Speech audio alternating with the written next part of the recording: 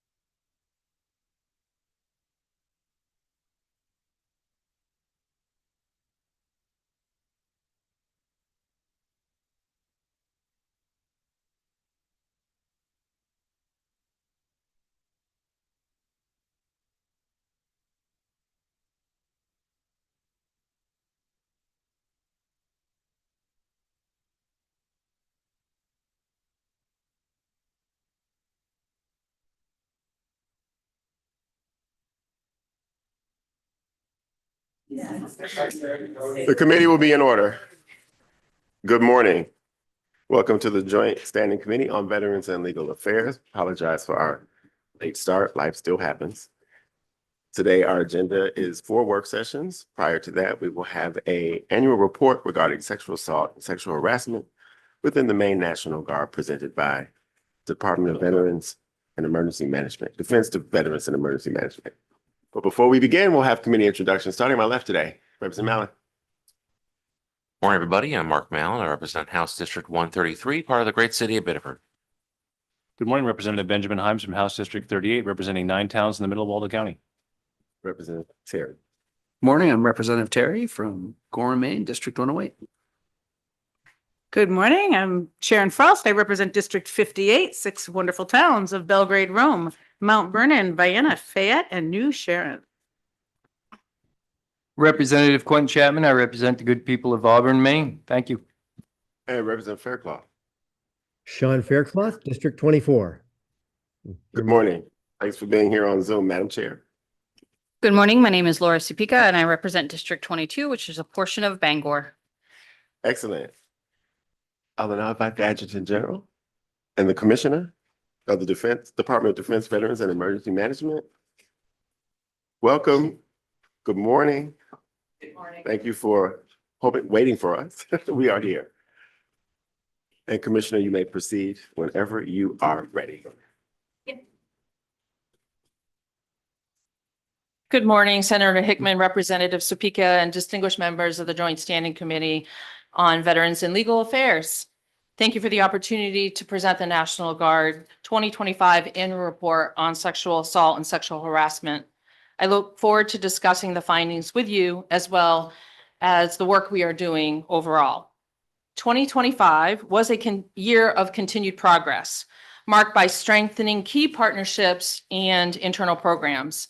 I'd like to highlight a few. We've signed a crucial memorandum of understanding with the Maine Coalition Against Sexual Assault, MCASA, and the Maine Prosecutors Association. These agreements create integrated statewide support network, ensuring comprehensive victim-centered care for survivors and accountability for offenders when jurisdiction lies with the National Guard.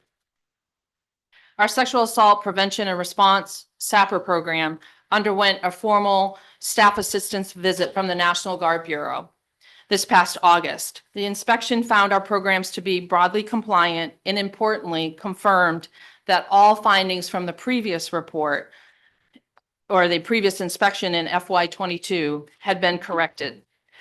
This demonstrates the efficacy of our corrective action plans. The inspection team highlighted one of our initiatives as a best practice, an all-inclusive information poster that uses QR codes to provide members with easy access to resources.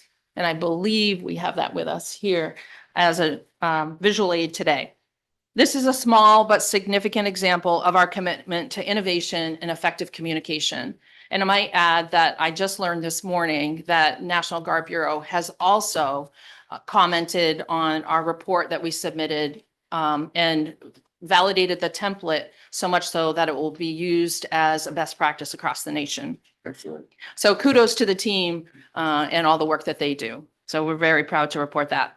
We are committed to the data-informed approach, which helps us assess successes and areas requiring further attention. We have now established a 5-year data set for sexual harassment complaints, while FY21 saw the highest number of complaints and FY24 saw the lowest. We will continue to track this data to provide the 10-year historical overview in future reports, something that was lacking before. Our strategy is founded on the continuum of harm principle, recognizing that sexual harassment and assault are interrelated. This synergy allows us to reinforce a culture of proactive prevention. We utilize a decentralized train the trainer model to ensure our prevention training is high quality, relevant, and delivered by trusted peers within the units. This year, we trained 22 facilitators from the Air National Guard and 32 for the Army National Guard. And that's just based on their different sizes. Our monthly case management group methodically reviews every every unrestricted report to ensure our procedures for prevention, investigation, and disciplinary action are consistently and appropriately applied. More importantly, the case management group allows continued support for victims who have reported, ensuring the continued support and advocacy. We operate a no wrong door principle. Regardless of where a victim turns, we work to ensure they are connected to the right resources, whether that is through our SAPR program, equal opportunity program, or handoff to community-based programs. Transparency requires acknowledging our challenges. The Integrated Primary Prevention Program, otherwise known as IP3, which synchronizes all our prevention efforts, lost 3 of its 4 core staff members this past year due to the deferred resignation program and normal attrition. We are actively working towards restaffing where we can in this critical program to make sure that the mission continues without degradation. Our focus remains on strengthening our climate of trust and accountability. We will continue to build upon our foundational efforts of robust training, data-informed prevention, and strong community partnerships. In closing, the Maine National Guard is dedicated to creating a safe and respectful environment for every one of our members. We have made significant progress, but we always strive to do more. Thank you for your continued partnership and steadfast support in this critical endeavor. And I'm happy to answer any questions you may have. Thank you very much, Commissioner, for being here today. Can you just talk a little bit more about the template recommendation that's going to be used? So the annual report that you have in front of you is what the National Guard Bureau highlighted as a best practice and will be shared with the rest of the states for them to present their data in a similar fashion. So there was not a standardized template that we have within the 54 states, territory, and district. And so through the efforts of Miss Bobby Jo Rogers and the rest of our team, they have continued to refine this product, so much so that now National Guard Bureau has decided this is an appropriate template for other states. Congratulations. And was that something you expected? Were you? So I'm hearing the report to the president. It goes all the way up through. Excellent. And was this something you were expecting or was it a surprise to you? I just learned of it this morning, Senator. So I'm very proud to speak on their behalf and the work that they continue to do for continuous improvement, not only in an administrative report, but most importantly, the work behind the scenes in the direct care. To make all this happen. Well, excellent. Are there any questions from the committee about the presentation of the report or any information therein? Chair recognizes Representative Chapman. Thank you, General Dunn. Looking at this report, it doesn't leave anything to question. It seems as if you hit every mark that needed to be hit. And I appreciate your time and good job to everyone. Thank you. Thank you so much. Thank you, Representative. Representative Boyer, care to introduce yourself? Good morning, David Boyer, District 87, Poland and Mechanic Falls. Well, we just heard the report from the Adjutant General on sexual assault, sexual harassment within the National Guard. Were there any questions from the committee? Chair recognizes Representative Frost. No questions. Just wanted to say a huge congratulations, for leading with the state motto. Thank you. Does anyone else have any other questions about the content of the report itself? For the presentation? It looks like we are letting you off the hook very easily this morning, General Dunn. We appreciate all the work that you and your team are doing on this very important issue. And I'm happy to see the numbers decrease as they did in fiscal year 24. Do you know why that is? Is it just because you're doing such a good job? Or, people are probably not having trouble reporting. So it looks like this has just come down because it has. Well, I'll just highlight a conversation I was having a bit earlier, and I think it's a valid point. And so I thank the committee for the opportunity to dig into this as we continue to work forward. You could look at it either way. You could look at it as the numbers are down and that's a good thing, or the numbers are down and that's not so good, because does that mean that there are instances of sexual harassment and abuse that are not being reported? So in keeping with, continuing to advance a culture of support, advocacy, discipline, accountability, all of those things, we will continue to strive and communicate that we want people to report and we want to provide access and all the resources that are available. So I don't want to create a culture where it's numbers based and that we're focused on, the number being low. We want to create an environment where we're weeding it out. It's not tolerated. And for those that have had some harmful behavior, that they feel comfortable coming forward and receiving the services that, we have available or can refer them to. So I think it means we still have work to do. Thank you. Are you satisfied with the penalties that are listed here on graph 1 for those who have been found to have committed sexual assault or sexual harassment in the military? I see in your chart, graphic page 4, the kind of actions, punishment actions that have been meted out to those.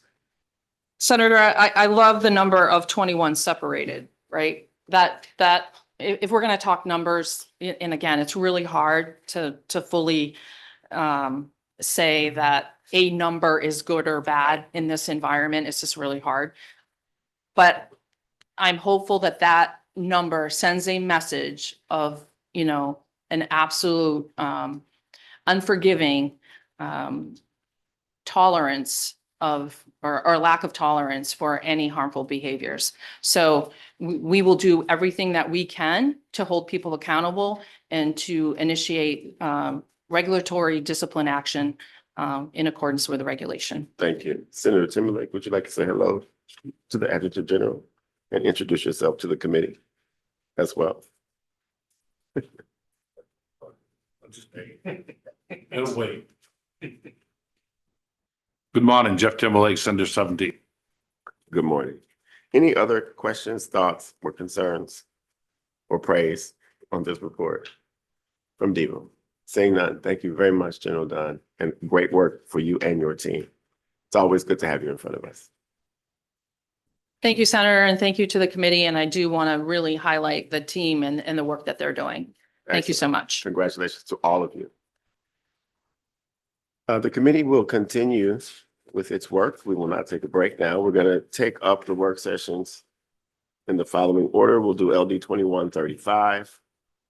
We'll go to LD 2007, LD 2048, and LD 2080. I'll give Ms. Olson, who I failed to introduce to the committee. She's with us, Rachel Olson, today. I'll wait for her to come forward. And we also have Michelle Hebert, our committee clerk, who may help us with handing out any information that is needed for us to begin our work session. So the committee will be at ease just until our analyst gets ready.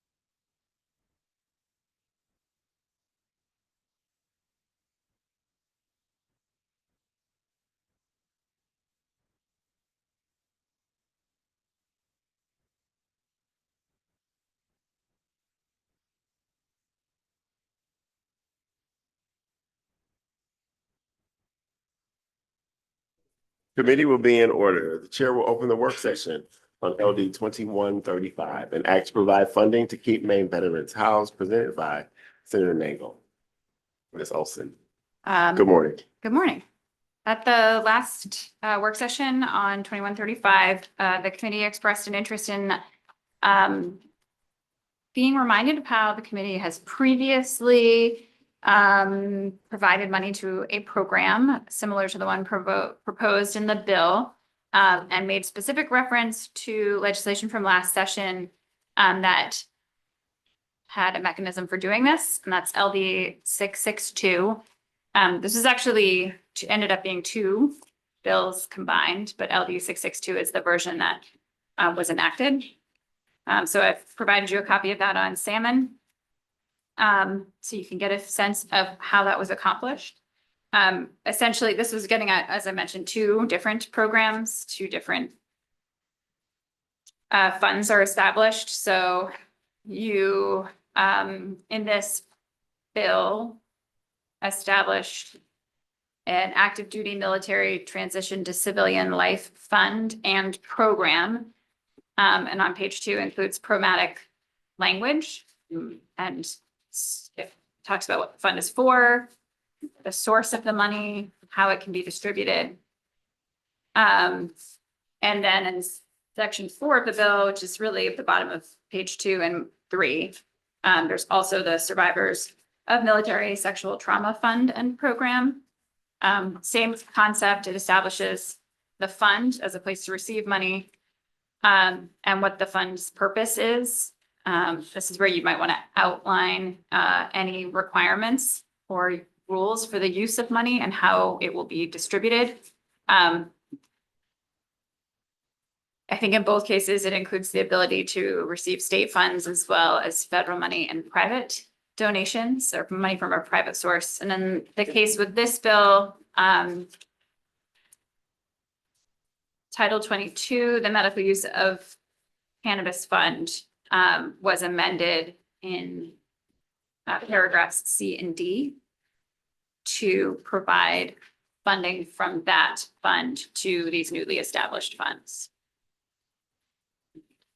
Thank you, Ms. Olson. Can you remind me, well, I'll actually just ask if the director, Richmond, could come forward. I reviewed the tape and just had a question. Director, please introduce yourself. Please introduce yourself, Director. Good morning. I'm Dave Richmond. I'm the Director of the Maine Bureau of Veteran Services. So at the previous work session, I believe, I wasn't in attendance, but I heard you say that you have a fund that's an other special revenue fund, that if this money or any money was earmarked to go into that fund to provide this kind of service, that would be possible. Did I hear you correctly? Yes, Senator. We have the Homeless Prevention Fund. We do have the ability to receive donations.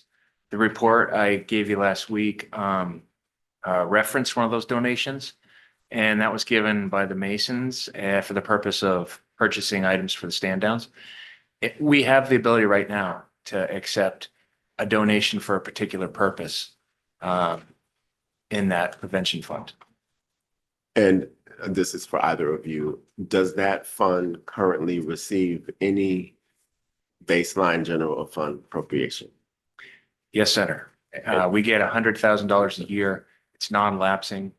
There was a graph on the report last week that showed we have about $200,000 extra in it right now. And I outlined what my hope is for that extra. We were going to, through the rulemaking process, increase our $50 per diem up to $85 to match the federal per diem rate, which would it would eat into that $200,000 and probably take us about 4 years before we'd have to ask the legislature for additional appropriations.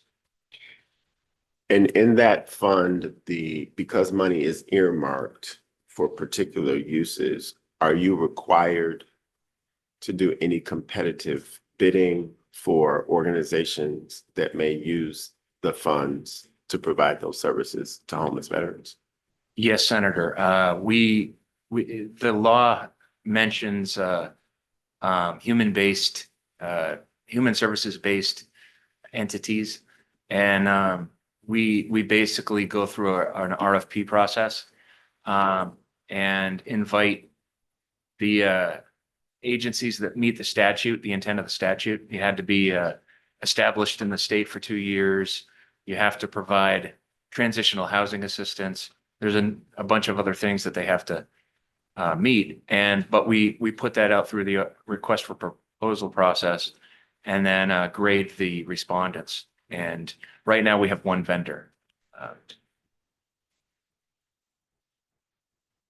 So if we were to amend this legislation to provide that's $90,000 as a one-time funding for human services organizations who provide grant funding for landlord incentives and put it directly into the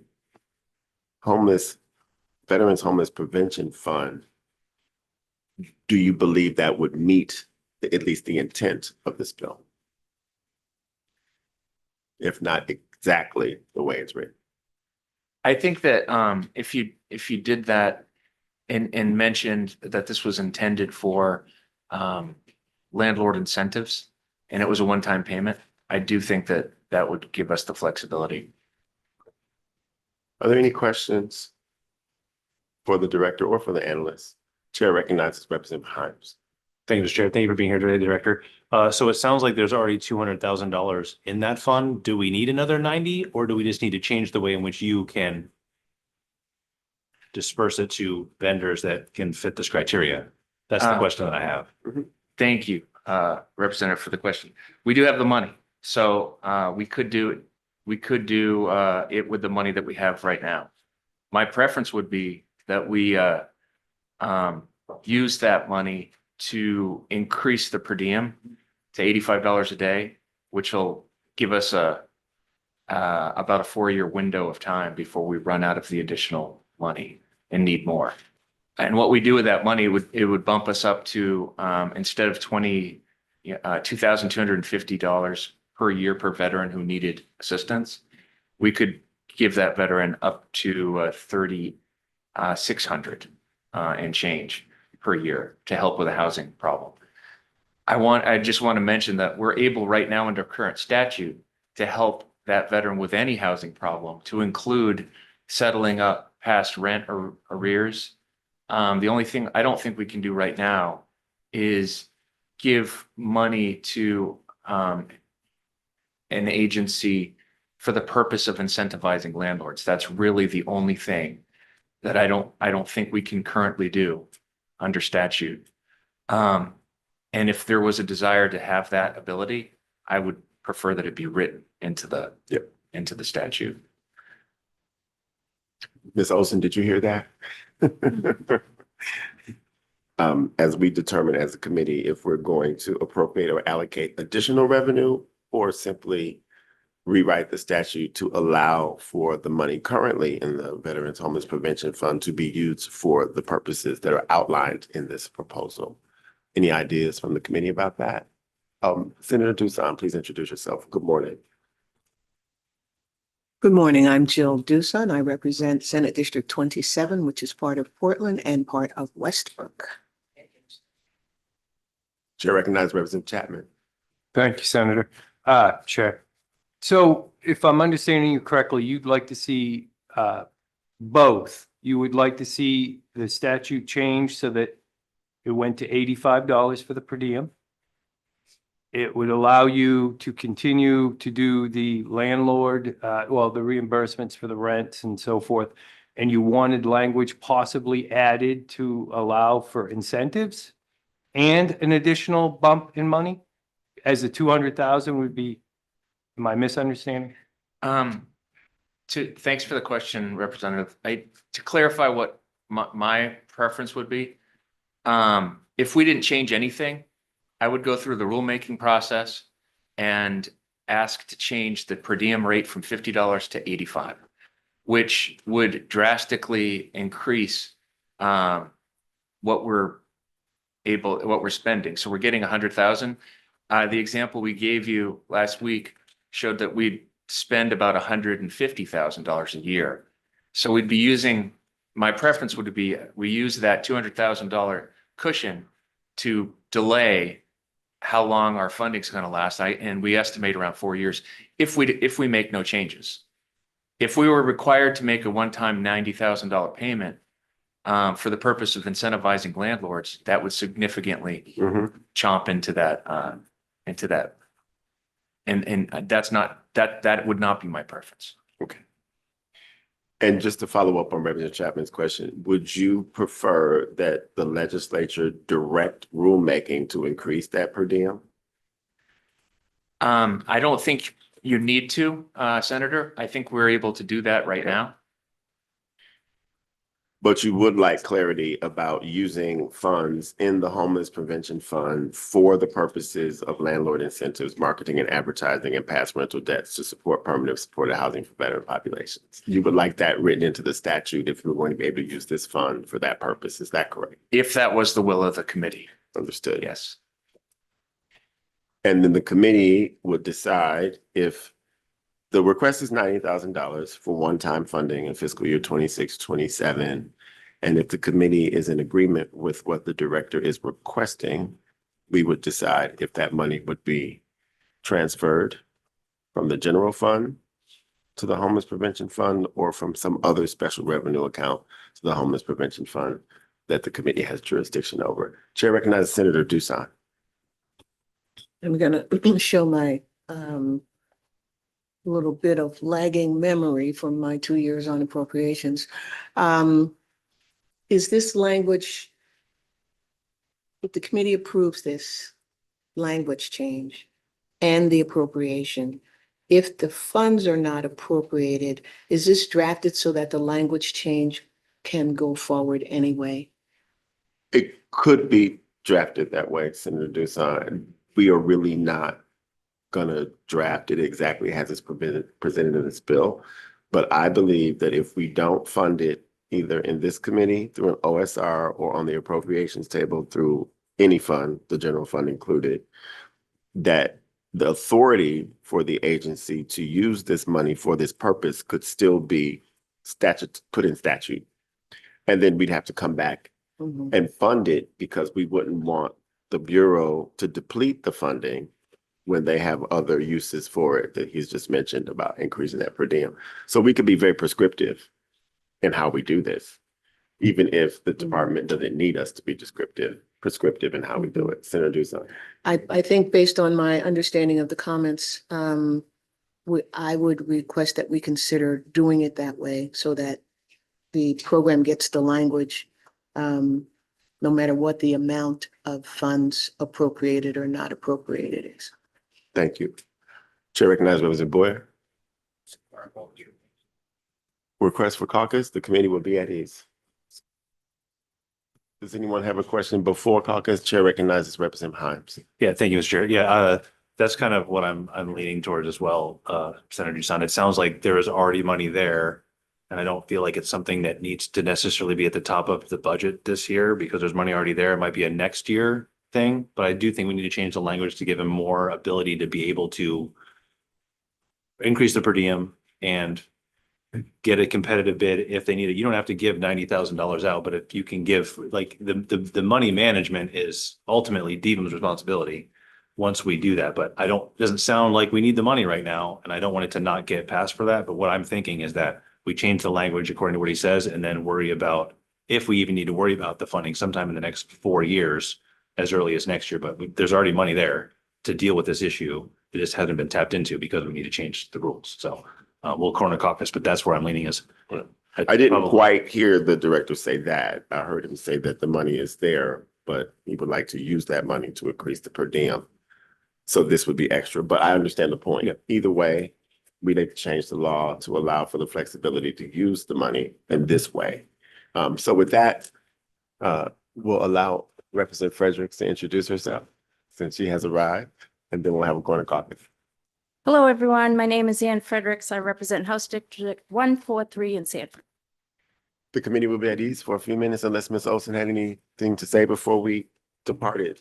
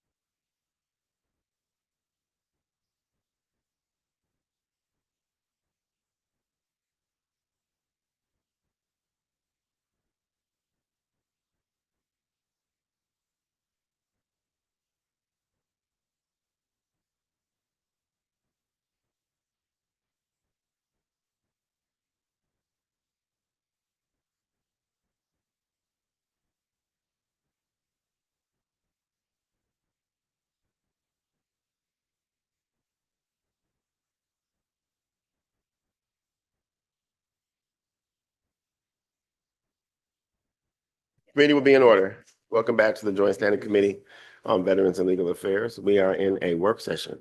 On LD 2135, we have had corner caucuses to try to discuss a path forward for funding a program that would allow for landlord incentives, marketing and advertising, and past rental debts to support permanent supportive housing for veteran population. Chair recognizes Representative Himes. Thank you, Senator Hickman. I'll make a motion so that we can start the discussion because I'm pretty sure everybody wants to do this in some capacity, whether it's open up an OSR account or move money around and everything like that. So I would make a motion ought to pass as amended because we will be amending it, and then we'll talk through an amendment. And the amendment would be? The amendment would be to fund this from an OSR account that we will talk about and to make it one-time funding. For a couple of different reasons. I don't like doing more than one-time funding because I think that we have a much broader thing that we need to talk about when it comes to Cascade next year, maybe, hopefully. So I just like to do this one time. There's already $200,000 in an account. Do we need to have another account? Do we just put it into that account and change the rules? We can talk to the director about that, but I would like to see this. There's a need that we need to do for homeless veterans to decrease that number. And I think that the bill is warranted, especially with the change of not giving it to a specific nonprofit. I was adamantly against that from the very beginning. So as an ought to pass amendment with an OSR account funding the $90,000. And then we can discuss whether it goes into the Veterans Homeless Fund already, or if it needs to be a separate account.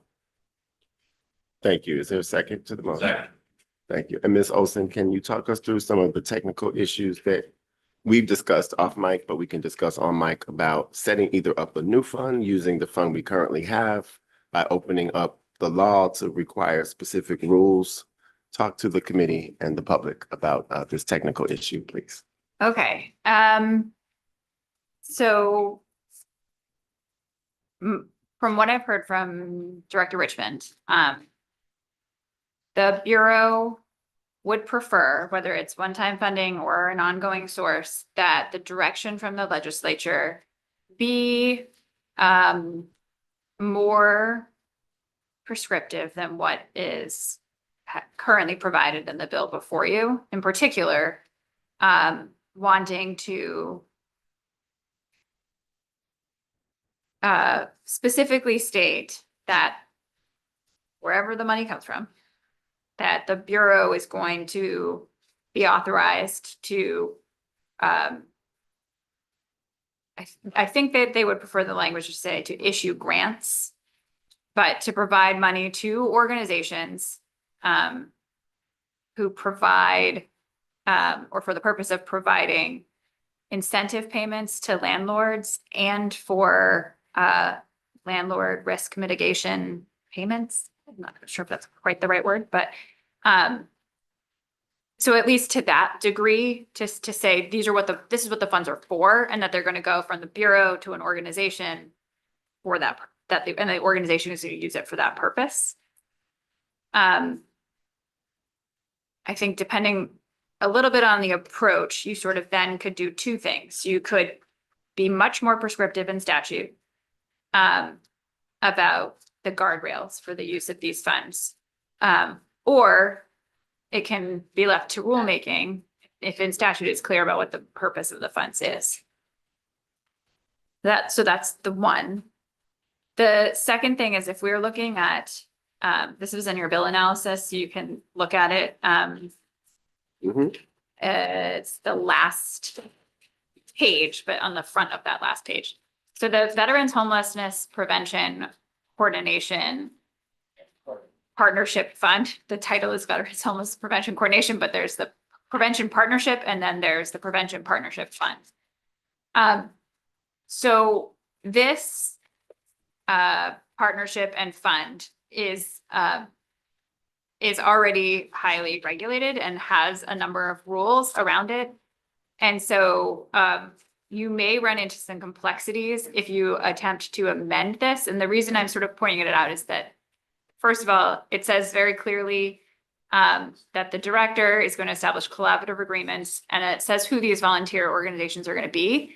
I think that this description does align with what they believe the organizations would be for this other purpose, but that they're human service-based volunteer organizations providing transitional housing to homeless veterans and coordinate efforts to remedy and prevent homelessness among veterans in the state. They must have as their core programs addressing homelessness and veteran services have been active in the state for at least 2 years. And priority is given to those that are founded, chartered, or organized in the state. And I believe there are some additional rules around this as well.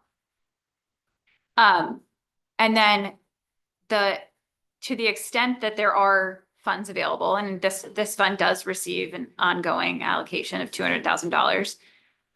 They have to spend those funds in order of priority A, B, C, D.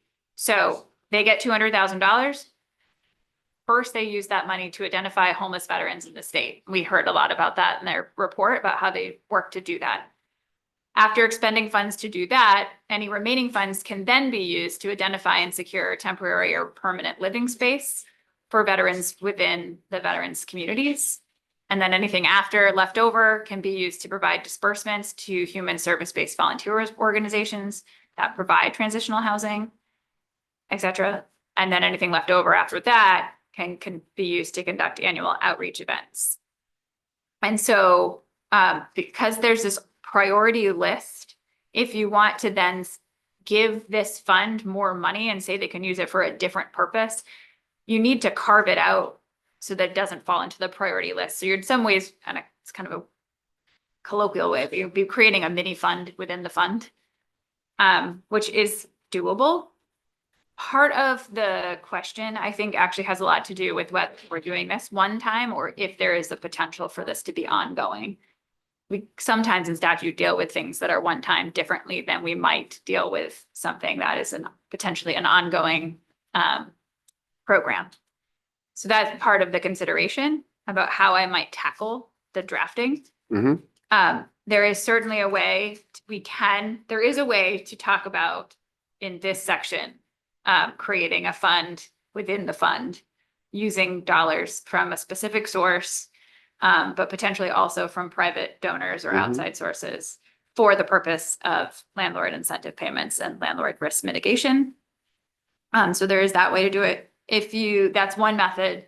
The other method would be more similar to what you see in the Salmon paper, where we establish a separate fund and program within the Bureau for the purpose of these landlord incentive payments and landlord risk mitigation payments. And say where the money will come from and where it could come from, and what you can do with it.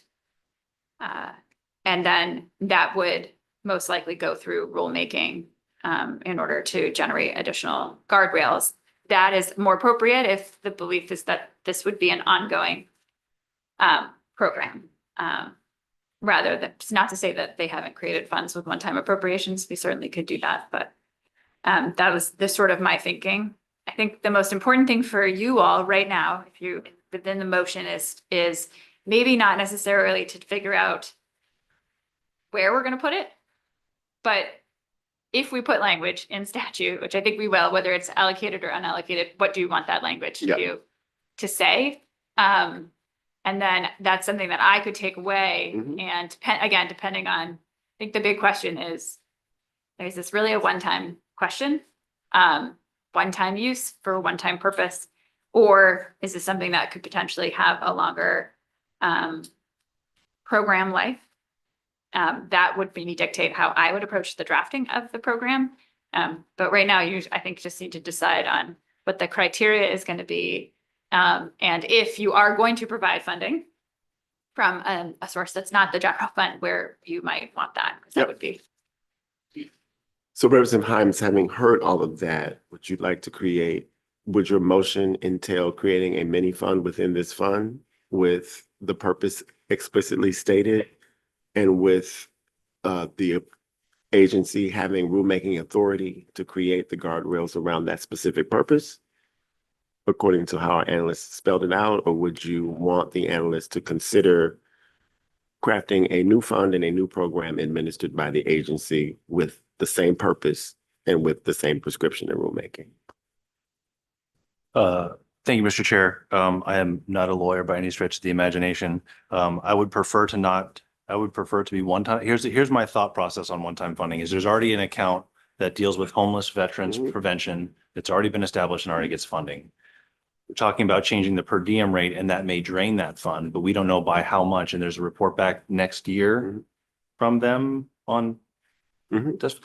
So I think that the 90, while it may look like a Band-Aid fix right now, we don't know what that money looks like next year. Is 290 enough? Is it way too much? We don't know. So I would prefer to do it in the one-time funding from the OSR account that we discussed. You can talk about that in a second. The way I read this, and the director can come up here, is that step B in this process is identifying and securing temporary or permanent living spaces. That's the whole point of the original bill. So I think that it qualifies underneath section B, 1B, in order for them to move the money potentially for somebody who is bidding on it to do what we're asking to do. Or am I speaking in too many generalities? I think I don't disagree with you, and because we'll have a language review. Yep. And our analysts will tell us if there's a technical issue with even this. But Ms. Olson, the OSR that we would be using to transfer the one-time funding is Z00209 in the gambling control unit. Z00209, sports wagering in the gambling control unit.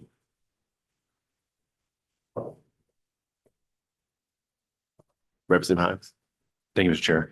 And the guardrails on this are, I'm thinking as of such as the reason that we did it this way is so that other organizations in the state of Maine that could potentially do this could also bid to the director, and it wouldn't just be one person. So that's why I don't want to create too many guidelines, but I do want to make them narrow enough that it's a, one veteran per year, or that was probably a rulemaking process. I don't know if we direct the rules and what the director thinks for that, but if we're going to create boundaries and guidelines on this, since it is only one-time funding for the specific thing, I think it should probably be in rules more than in statute, or direct rules to be brought back to us to go up. Either way, there's 200 in there. The 90 goes in here 90 days after we adjourn. We're not talking about that 290 being drained until we get back next year. And if we need to review those rules, that's kind of my thought process. But So the I'll leave it rules up would to be people. routine technical. We don't need to review the rules. And the Unless we want to. director would be drafting rules that would put guardrails around the specific use of this fund for the purposes that are stated in the current statute that will be tweaked a little bit for the amendment. Correct, because like I said, as I see it, as 1B, it already fits the criteria for them to go through their checklists. Hey, this person needs this in order to identify and secure temporary permanent housing. It already fits in there, so. Ms. Olson? I would suggest we ask Director Richmond, because my understanding is that this fund cannot currently be used for this purpose, despite the language here. We might need to understand more about why that is. Director Richmond? Thank you, Ms. Olson.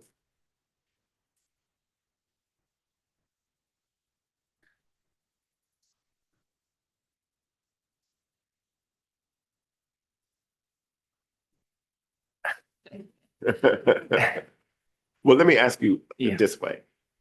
Is a mini fund within the fund with guidelines around how to use the one-time funding the easiest approach for the agency to write rules and regulate?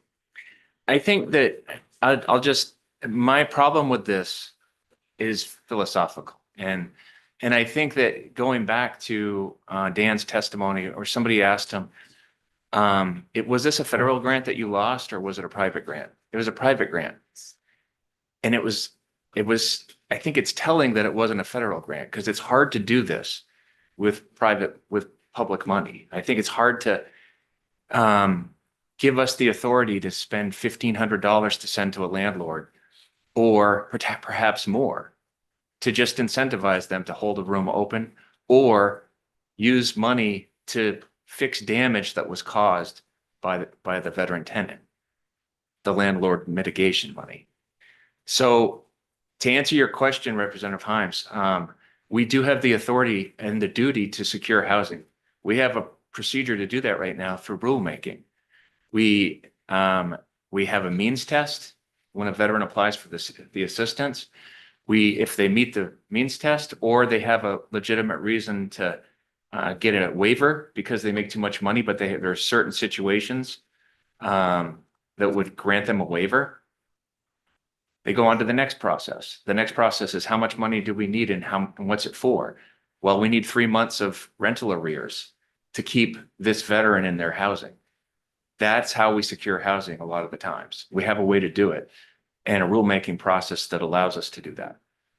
This authority will compete against that. It will be, do we give $1,500 to secure a rental opportunity for a veteran? Or do we go through the other process that we have to help veterans who are, stay in their housing? It's very difficult. If we were going to be required to do it, I would personally prefer to see it as a separate entity to our current our current statute, which basically either prescribed it as a one-time authority or ongoing. But that it also spell out, this is for incentivizing landlords and paying for damage to rentals so that it creates opportunities for veterans. It's separate and apart from what we do right now. In my mind, that's kind of the big problem to me. But it would be solved by a separate approach. Yes. So you're not mingling and mixing up this Right. and that and the other. Representative Himes, do you now understand why the suggestion would be that this would be something new and different than what's currently here? Yeah, I understand that the follow-on question is that now we have a new separate fund, whether it's one time or ongoing. Who administers the checks and balances within that now?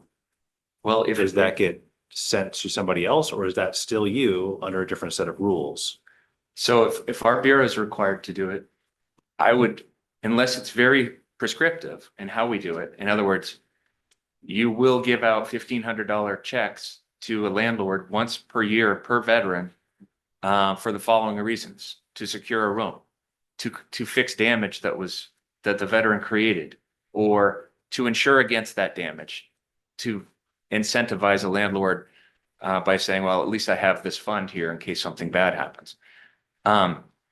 It could be that prescriptive, or it could be a one-time grant in which we have to go through rulemaking to answer all those questions. So either way, we could do that. But I would really prefer not to see it mingled with the rest of our prevention fund. So a one-time grant with you writing the rules with the authority given by the legislature to do that, you could create the guardrails that you needed as you work with whoever you need to work with to make the rules work. It sounds like the simplest solution is to have a one-time program set up that's a grant for these purposes. And the money comes from this OSR to go to that. And that fund would then be a separate fund that you would administer with these rules, correct? What shall we call the fund? Veterans. It's the hardest question. How about landlord incentive program? Veterans Landlord Incentive Program. Veterans Landlord Incentive Program Fund. Mr. Chair. Chair recognizes Representative Boyer. The preferred nomenclature is housing provider. Okay, so what are you suggesting, Representative Boyer, that it should be called what? Housing provider instead of landlord. Okay. Veterans Housing Provider Integrated Program Fund. Does that work for you? I see nods all around. So that's what this new fund program and fund would be called, one time only. $90,000 from the OSR denoted Z00209 from Gamma Control Unit with explicit authority for the agency to write rules to determine how this program is going to function in the real world. Representative Himes. Report backs on this $90,000 that we're now giving to some grant person. It would be great if you would explain to me that, because since it's not going to be going where I was originally intending, and I understand why, $90,000 in taxpayer money is not something I take lightly. So can you please explain to me how that works now? That will be the rulemaking process. That's the big problem to solve right there. And we can, We can direct the Bureau to give us a report. Who they next- gave it to and how much? Yeah, I mean, I don't know. I'm not an expert in the timing. The next time we get back together, it might be to hear about the rulemaking process and where they're at. It probably won't be, I don't think it's timing. I'm thinking you wouldn't have expended all of the funds by the time we get back together and. but we could still we put a could- reporting yes, we could mechanism put a in reporting statute. mechanism. And can the department require the reporting mechanism from the money that, so somebody applies for it, hey, we want $45,000. You give them the $45,000. That would be great if you had a rule on them giving back how every penny of that was spent. Right, in those rules? Yes. Yeah. Yeah. Yes, Yes. yes, and yes. So the motion has been amended more clearly. Representative Mallon, do you still second the motion? Yes. Okay. Ms. Olson understands the motion. Director Richmond understands the motion. We will have a language review to make sure that this works well. Is there any other discussion or questions from the committee regarding this motion? Chair recognizes Representative Chapman. Thank you, Chair. So this money, if I'm understanding it correctly, is to cover bad behavior by veterans that don't pay their rent and or destroy their property that doesn't belong to them, correct? Well, one part of it, the easiest to explain would be, Dan from Purple Street originally asked for incentive payments for veterans, but also rental mitigation, or so in other words, it gives the property owner or provider Housing provides. a insurance policy, basically, of $1,500 above and beyond the security deposit of the veteran, to give that rental provider some more security, that if there is a problem, there's money there to fix it. So that's another form of incentive. Representative Chapman. Thank you, Chair. So another way to look at it is it's an incentive to rent to a veteran, knowing that there is an additional pot of money in case something does happen, to ease that, to give that peace of mind. Yeah, yes, Representative, that, and also it could just be a $1,500 payment to a rental provider to hold a room open, that as an incentive. It could be Okay. either one. All right. Sorry, I got wrapped around the axle with some of the language I was hearing. Thank you. Okay, Chair recognizes Representative Boyd, followed by Senator Timberlake. Thank you, Mr. Chair. Just wanted to put on mic that I am a landlord and that my wife, Housing provider. it's hard. We need grace when we don't use the right term. So thank you for politely correcting me. I am a housing provider and my wife is the executive director of the Rental Housing Alliance of Maine, which works with Preble Street and other organizations to house things. I don't think that I need to recuse myself because of it, but I just wanted to put that on mic. Thank you. Chair recognizes Senator Timberlake. Yeah, I mean, I just talking to Representative Hines, and then Representative Chapman said exactly what I said to him a minute ago. I have a hard time supporting something that supports bad behavior. And so I wanted clarity that we wasn't going to be supporting bad behavior, because I don't think bad behavior deserves to be supported. If somebody, misses a rent payment, that's one thing, but if somebody destroys an apartment, in my world, that's a whole nother. That's a whole nother substance in my world. I don't reward my kids, my grandkids, and my father sure in the heck didn't reward me, except with a good swift kick in the butt. But I want to make sure that isn't happening. And is there some way in our rulemaking that we can write that we're not going to reward that behavior? Thanks, Senator. At the essence here, we are providing rental mitigation So it is an insurance policy. Be very hard to write out the possibility of something happening to that unit that the veteran did. Because the purpose of it is to pay for it. So that would be an element of it in the rental mitigation. And then the other one is the incentive payment to hold the room open. And therein lies my reservation with this idea. Chair recognizes Representative Mallon. You follow up on my question? You may. Thank you. And I don't have a problem with the holding the room. I don't even have the biggest problem of somebody paying their back rent because somebody didn't pay their back rent. I have a problem with somebody destroying somebody else's property and then saying, I get to walk away free from that without, because I can tell you what, in the military as a veteran, if you go and destroy government property intentionally, there's somebody comes down and rains upon your parade a little bit. Report of survey. Okay? And I don't understand why we'd be going there now, but maybe it's something I don't understand. But the other things you said, I got no problem with. So tell me why you think this is one of your concerns of how we're writing this program, because I heard that last comment. This is one of my concerns. One possibility would be making them for rental incentives to hold rooms open and not the mitigation, if that was a concern. But the Can you tell me, well, I'll ask later. Chair recognizes Representative Mallon.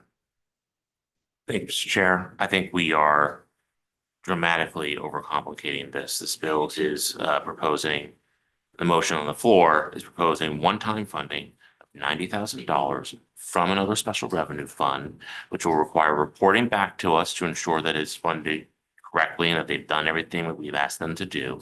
And the bottom line with this is that it seeks to fill a gap in programs which help prevent those who served our country from becoming homeless. It's not about social engineering. It is not about people's behavior. It is about preventing homelessness, which is to the benefit of not only the people who would lose their housing, but society writ large. And under the framework that is before us in the motion that is on the table, landlords or housing providers or whatever the heck you want to call them would have every bit as much of a right to evict someone for that behavior as they did before. This is providing incentives to try to work something out so that we can prevent people from living on the street, which causes a ripple effect of other issues for the individual and those who are trying to support them. So let's focus on what this bill is, and I hope we can get to a point where we can vote for this soon. Chair recognizes Representative Chapman. I respectfully disagree. That $1,500 would still go to that landlord that had the apartment destroyed, and it could have gone to a different veteran. I would request some sort of change in maybe the language in the mitigation portion. I'm okay with securing a property, paying that rent, paying a back rent, but again, the damage, I'm not okay with. So I have a question, Director, and it's because I missed the public hearing. What kind of damage and bad behavior, an example of that in these situations would be? Do you have one? Well, I don't have a great one. But there is a representative from Purple Street, if you'd like to I hear would. from her. Thank you, Director. Appreciate that very much.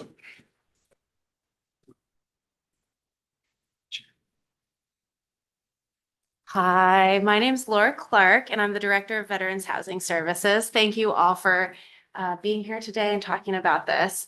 So I can give you an example of a time when we use the Landlord Risk Mitigation Fund. And oftentimes we actually use it for folks who may have had previous rental situations that didn't go well due to some kind of mental health symptom that caused a disconnect between them and their landlord. So for example, you might have a veteran who is experiencing symptoms of PTSD, and they, like we have one right now I'm thinking of, who is experiencing those symptoms. Simultaneously, they're trying to get on medication. And so when we use the landlord risk mitigation fund to the landlord, we kind of talk to them about it as an insurance fund, given this person's rental history wasn't always great. And so this person has also started taking medication for their PTSD.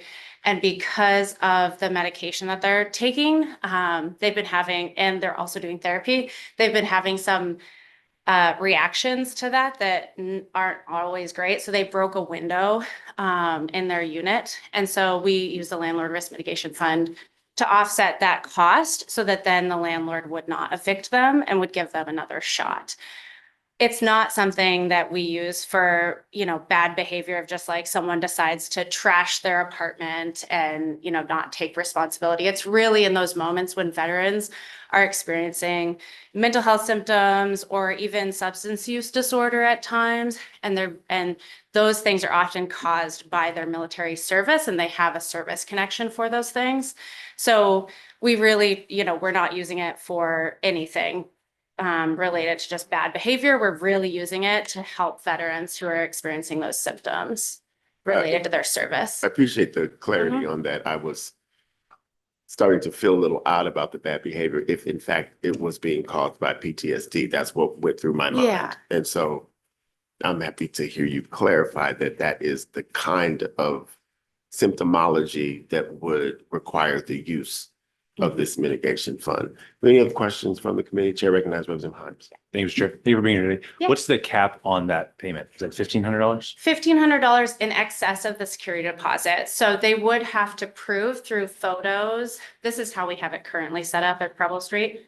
They would have to prove through photos and documentation with like bills that they paid someone to fix something. So for example, with the window, right, there was a bill for how much it cost for the person to come in and repair the window and buy a new window. And so we had a picture of the window, we had the cost of it, so we have everything all lined out. And the other piece of the, well, actually, do you have any other questions about that? Question. Okay. Chair recognizes Yeah. Representative Boyer does have a question about that. So in that example, did the window repair come from the security deposit? Was it more than the security deposit? So you had to cover the difference with the incentive, or? Yeah, it was in excess of the security deposit. Yeah. Any other questions for the representative from Preble Street? Clark? Is it Ms. Yes, Clark? Laura Clark. Yeah. Ms. And Clark. I certainly have lots of examples. So if people want to hear other ones. And we also did, I believe there was a piece of the bill that was about sales and marketing. And so I don't know if anyone had any questions about that piece. So also happy to answer Representative questions Boyer. about that. Thank you, Mr. Chair. I saw that you spent about 20,000 between the website and some radio ads. Are you planning to do any additional marketing with the funds that are going to come in? And do you have any metrics on your marketing was it successful, not successful? Would you do something different than radio ads this time? Yeah, we're definitely open to other options. We've talked about doing like bus ads as well. And part of the marketing and ads is really to offset our SSVF grant that we get. So that's Supportive Services for Veteran Families grant through the VA. And so we use a bidding process for those ads. So we go and we get 3 vendors and we see what the price is for what we get for, basically like how much do each sets of eyeballs cost. And we try to figure out the best deal. So like that's, ultimately the best deal for the biggest catchment area. And so we cover all 16 counties of Maine. And through those ads, we did actually increase our landlord engagement in the northern area of Maine. That's like the primary purpose of those ads, is to bring in landlords and bring in veterans, pair them up and get folks housed. And so we did end up increasing our quarter of housing from 47 folks one quarter to 74 the next quarter. So it was a pretty significant increase and a 57% increase in the Bangor area specifically, or in the northern region of Maine specifically. So what we're really trying to do is just like get out there. We have 33 staff across the state of Maine. We have offices in Portland, Lewiston, and Bangor, and our Bangor region is quite large. And so to get people in like boots on the ground in every single city is pretty difficult. But if you have a radio ad you can get into people's cars, you can get into people's houses that way so that they understand the issues you're dealing with, and can really cover that geographic region. So that sales and marketing piece is fairly important. And we've used it for our housing surge in the past. So during, it was 1.5 years ago, we did a housing surge. And so the goal was to house 100 veterans in 100 days. We ended up increasing our overall housing numbers by like double. We, instead of housing 1 veteran every 2 days, which is our normal program rate, we ended up housing 1 veteran every day. And that's basically the number that we need in order to end veteran homelessness in Maine. So this $90,000 would go a great distance towards being able to do that. And what we're sort of talking about is functionally ending veteran homelessness. So making sure that every veteran who enters our homeless service system is housed within 90 days, and not just veteran, like single adult veterans, it's veterans and their families. So veterans and their spouses, veterans and their children. So it's last year we served 846 individual people in our program across the state of Maine. This is quite large. Thank you. The chair recognizes Representative Hines. Chairs in there. Chair recognizes Representative Chapman. Thank you, Chair. So would you say, in your estimation, that the window incident is a rarity and not the common? Absolutely. And so I would suggest that in the reporting, those stories are included where the money was spent, and I would make it a one-time fund. Just my 2 cents. Thank Yeah, you. it is. It's currently a one-time. I know that was open for topic. Yep. It is one time. Thank you. Thank you. Yeah, that wouldn't be hard at all because we really don't use it very often. But it's like the landlords are more likely to take a chance on someone with issues in their history due to their mental health symptoms if we have that in our back pocket to offer. Makes a big difference. Thank you for being here and Yeah, helping you're clarify welcome. this as we work the bill. Absolutely. Thank you. Chair recognizes Representative Frost. I would also just like to say, understanding that there are families, we all know, children can make mistakes throwing a ball into a window or something like that. So if this fund could help that as well, I think that's important. Thank you, Representative. There's a motion before the committee. It's all to pass as amended. Ms. Olson. Okay. I'm gonna read what I have so Thank far, you. and I have 3 questions. Thank you. Okay. Establishing Veterans Housing Provider Incentive Program. Yes. Okay. Fund, program and fund. Program and fund. Well, Yes. we're gonna have the program, which is going to have a fund. It will include a one-time allocation of $90,000 from the sports wagering OSR account, which Mike will help me with. Do you want the language establishing the fund to also authorize other funds, other state, federal, and other sources, including donations from private citizens, corporations, and entities? So Yes. if you're establishing the fund, it can receive money from these sources. That's separate from the actual allocation that you're Yes. going to provide. Representative Hines. Yes, I love OPM funds. The program purpose is to provide grants to organizations in order for those organizations to make landlord incentive payments and risk mitigation payments. Mhm.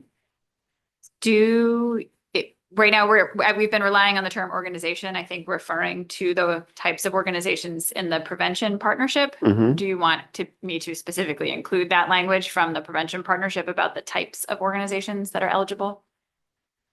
Can you point me to that? Is it in the blue sheet? Yes, it's on the Yep. blue sheet, first page, subsection 1. They are human service-based volunteer organizations providing transitional housing to homeless veterans and coordinating efforts to remedy and prevent homelessness among veterans in the states. That's one level. This one also says that they have to have as a core program addressing homelessness and veteran services. They also have to be active in the state for 2 years. And that also includes priority to those founded, chartered, or organized in the state. I think you can pick any level of those that you want from the first sentence to all 4 sentences, but some of this will be through rulemaking. So you don't have to be that prescriptive. You can just say you could just say to human service-based volunteer organizations who provide transitional housing and really that first sentence or something like that have as one of, you could also just say a human service-based volunteer organization whose core program is addressing homelessness and veteran services. But I'm assuming you would like it to be specific to an organization whose one of its core works is to work with these populations on these issues. Yes. Yes. And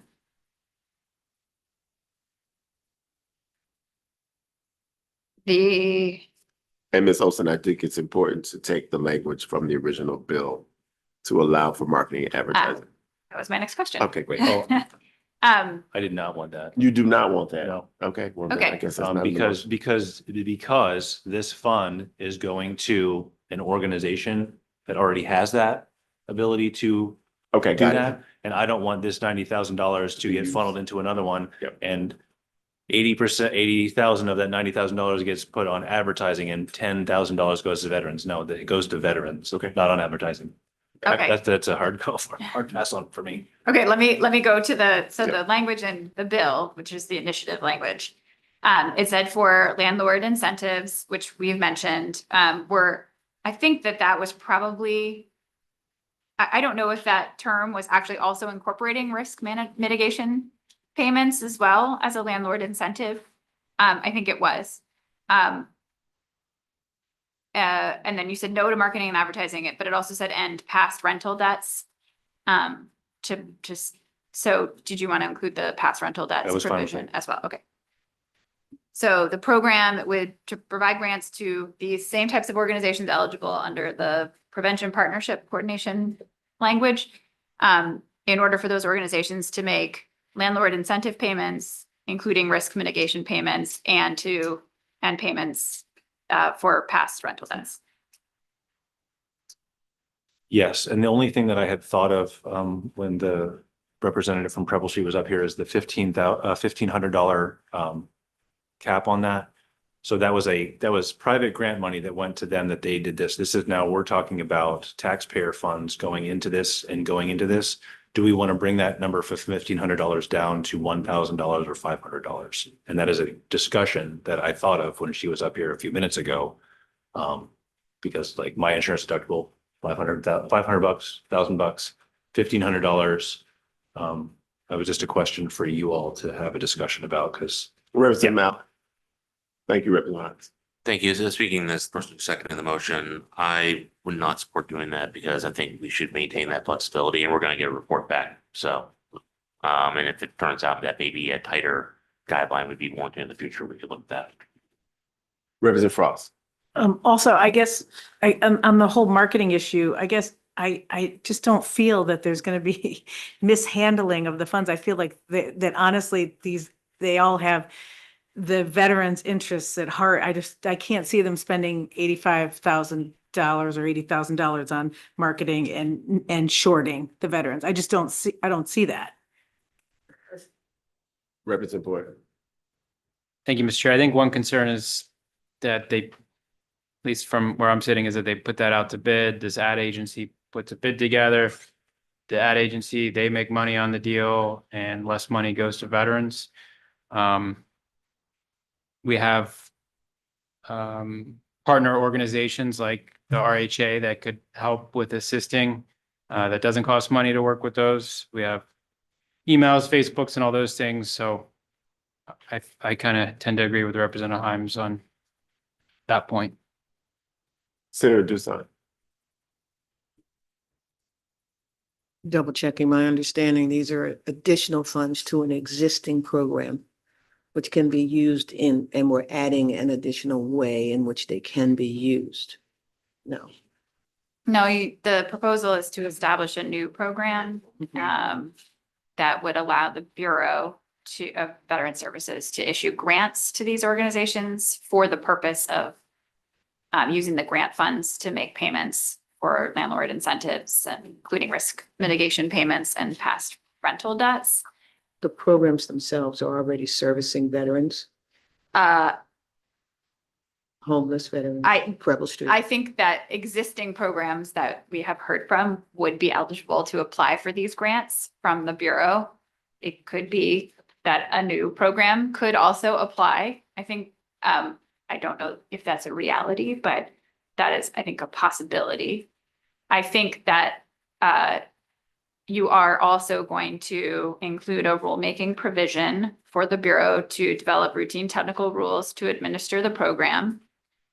You are specifically saying that those rules must include reporting on the use of the funds by organizations who have received a grant under the program. So in that rulemaking process, the state agency might, I'm thinking through the marketing issue, querying in my head whether the likely applicants will be organizations that have been marketing the availability of services to these veterans, and therefore presumably would not be starting from scratch. But there might be a new applicant. I would be comfortable with the department working through some kind of percentage or discussion around how much of the funds could be used for marketing. I'm comfortable with leaving marketing in on the expectation that when there's an RFP, it'll be clear that you can't use 75%. You can't use more than something, some rational number that I don't throw a dart at, but that the department chooses to limit the expenditures on marketing. The motion does not include marketing or advertising at this time. It doesn't. It does not. Oh, okay. The motion does not. Okay. It includes everything but that, because the 90K needs to go just for the Veterans Incentive. Representative Hines, you may respond. And thank you for your input on the marketing portion of it. And the reason that I took that out is Maine Bureau of Veteran Services already does marketing for homeless veterans, and already is doing that. So this is just another little portion that they can direct people to. And I've looked at the financials for the potential company that might be getting this money, and it's pennies on what they have. So I'm sure that they could absorb those marketing costs, or they don't have to bid on it. But the money needs to go to veterans and not on marketing for this, because some of these companies already have a lot of money in their own advertising to get people in so that they can get these grants. So the marketing is already paid for by Maine Bureau of Veteran Services, and it's already paid for by potential people that are already administering these things. So that's why it was a no. It goes to veterans, not on making really cool postcards that nobody reads and you send them in the mail. So that was why that's why I personally was not okay with the marketing portion of it. I looked at the 2024 financials for said organization. They're okay. Thank you. Senator Dusan. And the additional detail you added tells me that we're thinking down the same trail. Since it's not in, I thought we were discussing taking it out. No, it's but not. It's not in the amendment, so that's fine. Thank you, Senator. Okay, and then the last thing is a report to the legislature. When would you like that report? Or it doesn't have to be a specific date. It could When is be the current report? February, correct?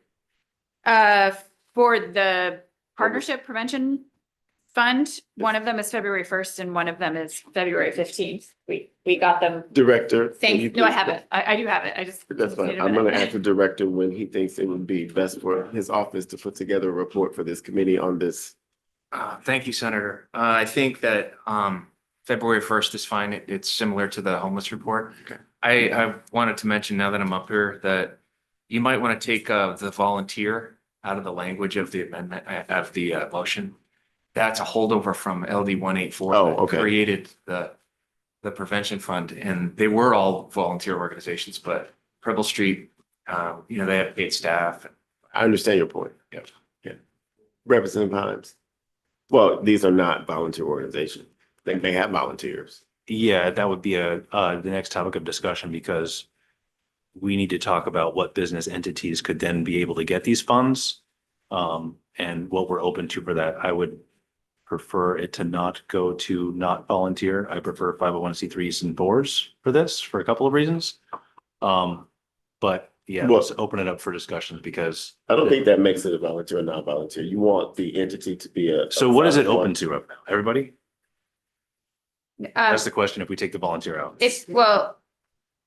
You are deciding what organizations are eligible to receive a grant under this new housing provider incentive program.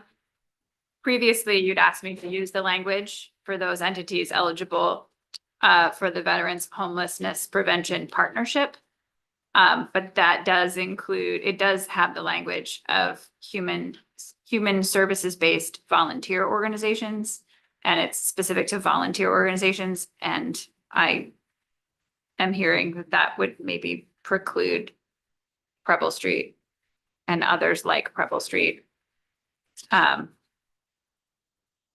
So we should talk about that. So Director, help me here. In 37B, section 505, subsection 1C, paragraph D. I'm on page, I guess, 3. I'm in the law. I love being in the law. You're in section 505. I'm in section 505A to veterans and their dependents. And even if this isn't the right fund, this is what I'm reading from. It's slightly different than the other fund, but this one says in paragraph D of subsection 1C, the Bureau may contract with an organization incorporating the state as a nonprofit corporation in accordance with Title 13B, or an organization with tax exempt status under 26 United States Code Section 501C for the purpose of providing temporary financial assistance to veterans as described in this subsection. Representative Himes, is that what you're talking about? You want to see? Yes. Ms. Olson, Director Richmond, is this going to be?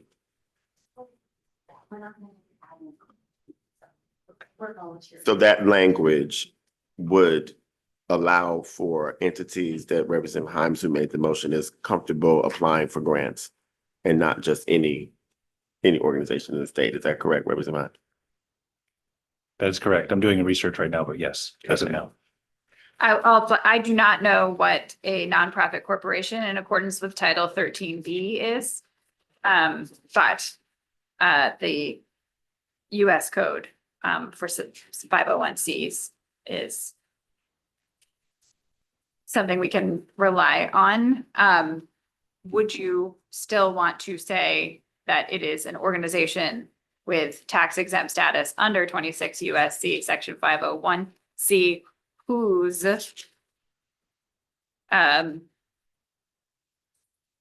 who provides transitional housing to homeless veterans, or who addresses homelessness and veteran services? Would you still want to include that language? Okay. Connected with the tax exempt language. Okay.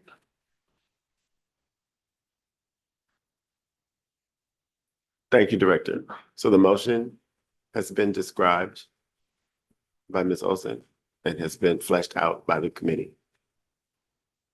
It has been made by Representative Himes. It's been seconded by Representative Mallon. Is there any further discussion of the motion by the committee? Is the committee ready for the question? Madam Clerk, please call the roll.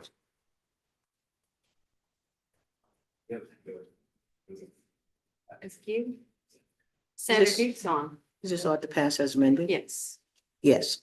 Senator Doosan votes yes. Senator Hickman. Yay. Senator Hickman votes yes. Senator Timberlake. Yep. Senator Timberlake votes yes. Representative Graham absent. Representative Terry. Yes. Representative Terry votes yes. Representative Frost. Yes. Representative Frost votes yes. Representative Chapman. Yep.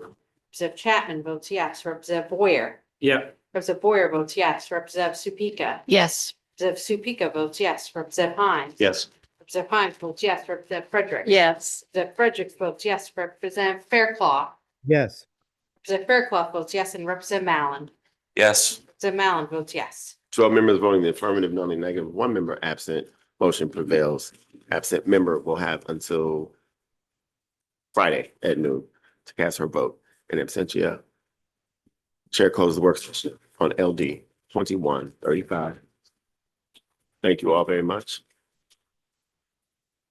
Thank you, Director. Thank you, Ms. Clark. Thank you, Senator Nangle.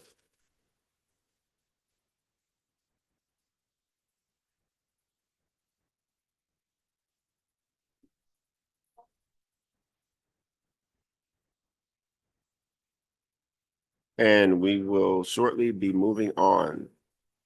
Ms. Olson, just let me know when you are ready. We're going to go to 2007, followed by 2048. followed by 2080. So in ascending order from this point forward.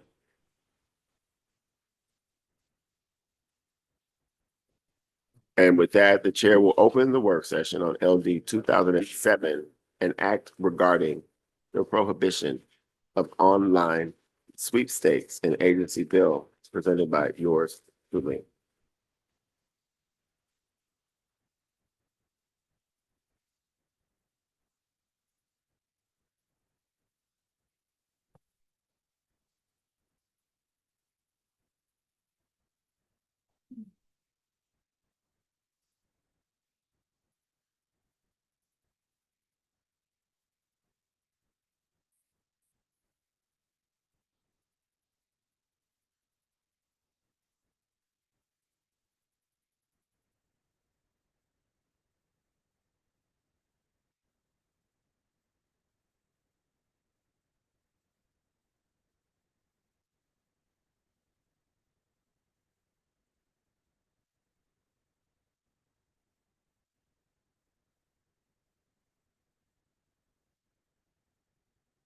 The bill analysis is being distributed by our clerk.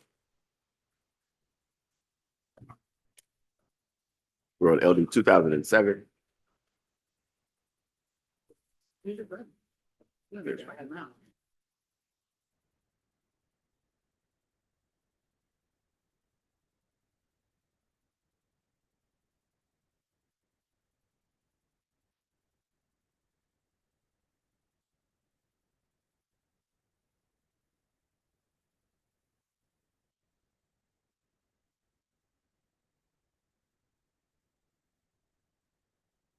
Ms. Olson, you may proceed whenever you are ready. Thank you. Thank you. So LD 2007, an act regarding the prohibition of online sweepstakes games, is coming around. So this bill clarifies that operating or promoting an online sweepstakes game constitutes unlawful gambling within the meaning of the Maine Criminal Code and establishes additional civil penalties related to that unlawful conduct. I have included the chapter on white regarding unlawful gambling in Title 17A. The bill impacts online games or contests that use a dual currency system of payment and that simulate casino style gaming, including but not limited to slot machines, poker, and other table games, lottery games, bingo, or sports wagering. Dual currency system of payment is defined and refers to the practice of using more than one system of coins or tokens to facilitate gameplay and is further defined in the bill. The bill provides that a person that operates or promotes an online sweepstakes game is subject to a fine of not less than $10,000 and not more than $100,000. The bill requires that all fines collected be distributed to the Gambling Addiction Prevention and Treatment Fund. Under the bill, if a person is found to operate or promote an online sweepstakes game and that person holds a license with the Gambling Control Unit or the Gambling Control Board to operate certain gambling activities, the licensing entity must revoke that license. A person that violates the online sweepstakes games prohibition is also ineligible to receive one of the licenses specified by the bill. And we do not have a fiscal impact statement at this time. And like as I've mentioned, I did include the section of law regarding unlawful gambling. We don't spend a lot of time in there, except we frequently have to amend that section to authorize additional forms of gambling in the state. So for you to consider, the bill provides that if a current licensee of gambling activity, including charitable gaming, violates this provision, their license must be revoked. The list of current licensees does not include off-track betting facilities, which are a licensed form of gambling in the state, but are not licensed by the Gambling Control Unit or the Gambling Control Board. I just flagged that unlawful gambling is a Class D crime, and that the proposal has a rulemaking provision, and that provision is major substantive rulemaking, which in this context, I flagged because it's a little different than what is normally before us. And then there was an information request, and that is attached to your document, but there was a question about how other states, particularly the states that were listed in the director's testimony, regulated online sweepstakes games. And those states included New York, New Jersey, Connecticut, Nevada, Montana, and California. And that information is provided in a chart. On the back, I will say that this is a more recent trend. So as shown in the table below, 6 states enacted legislation in 2025 regarding online sweepstakes games. The legislation in all of the states except for Nevada explicitly prohibits online sweepstakes games. Nevada's legislation increases penalties for illegal gambling rather than explicitly banning online sweepstakes. Part of this has a lot to do with existing laws in a lot of states that often an opinion from their AG in those states is enough to deter or to have these types of games cease operation within the state. And so that's included here, but on the last 2 pages, rather than necessarily looking at all of them. So as I mentioned, in lieu of enacting legislation, according to research conducted by our wonderful and amazing researcher, Kristen Braun for this committee, noted that attorneys general and gaming regulatory agencies in several states took the following enforcement actions in 2025 to restrict the operation of online sweepstakes games in their states. And that includes Louisiana, West Virginia, Tennessee, Delaware, Maryland, and Kentucky, as well as additional crackdowns in Arizona, Mississippi, and Minnesota. And I believe that the director had talked about that, that some states have moved for statutory language and other states through enforcement actions are able to prohibit this type of activity. That is what I have for you. to start Thank you, with. Ms. Olson. Chair recognizes Representative Boyd with a question. Thank you, Mr. Chair.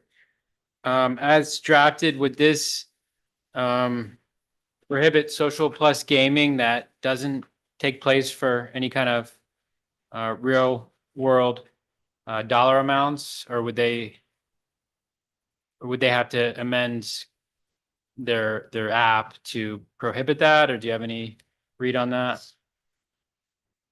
I am not a technical expert in these games and how they're operated. And so this is, I think, really relying on the definition of dual currency payment system and whether you are talking about the ability to win or earn or be granted something of value. I want to make sure Senator Doosan has access to all her in-game currency, all her hard work there, it'd just be wiped away. If I could ask the director a You may, question. Director Champion, please step forward.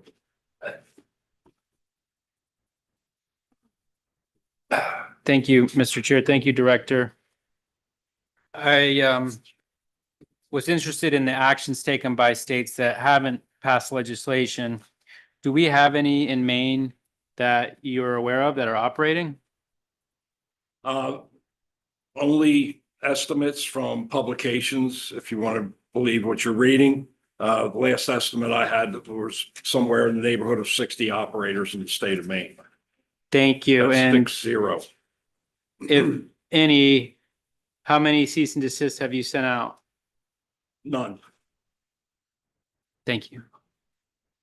Thank you. Any other questions for either the analyst or the director regarding LD 2007 at this time?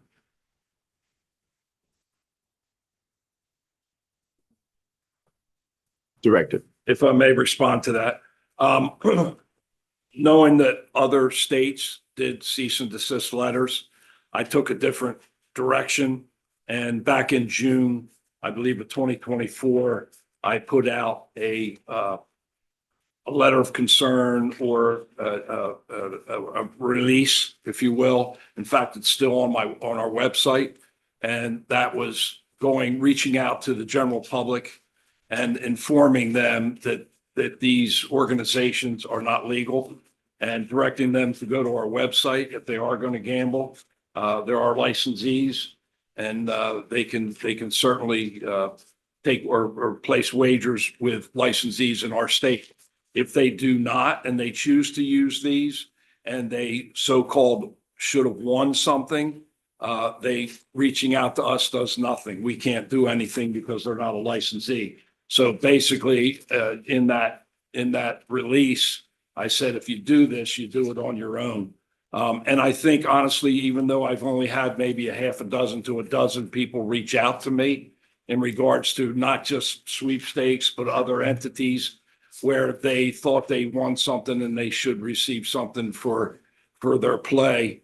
I've, like I said, it hasn't been that many, but I think for the most part, I think in general, people are probably, and this is just my personal opinion, I think people were probably more so embarrassed because they've lost so much money. And when it comes to when they were winning something and they should have felt like they should have won, there was nobody to reach out to get their support or make their complaint.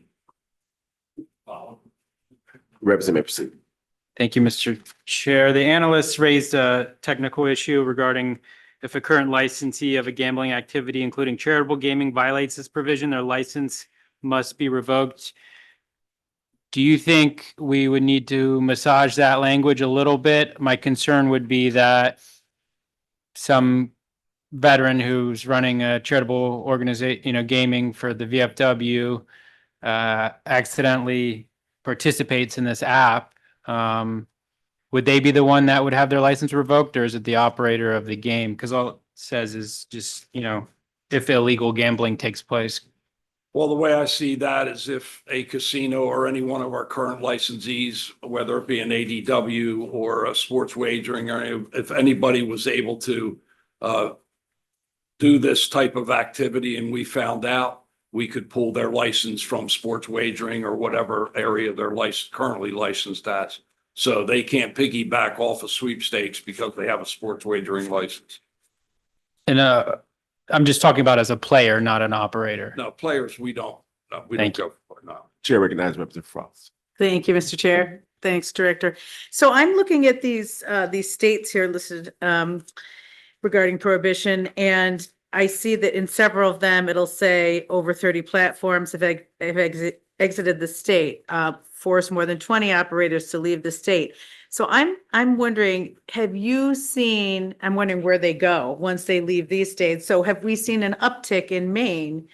Do you feel when these other states are forcing them out, have we had any certain uptick recently?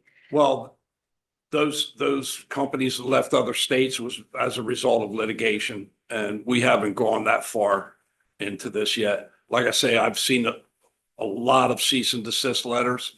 Honestly, in my opinion, it's Bob's website today and they cease and desist Bob's and make it Dave's the next day. So, I guess in some cases it works, but in most cases it's followed by litigation, which I would rather not get into. And if I may add, since my testimony, we now have active legislation in Ohio, Michigan, Virginia, Pennsylvania, Georgia, Louisiana, Mississippi, North Carolina, Iowa, Maryland, and Florida. Ms. Olson, did you want to add something?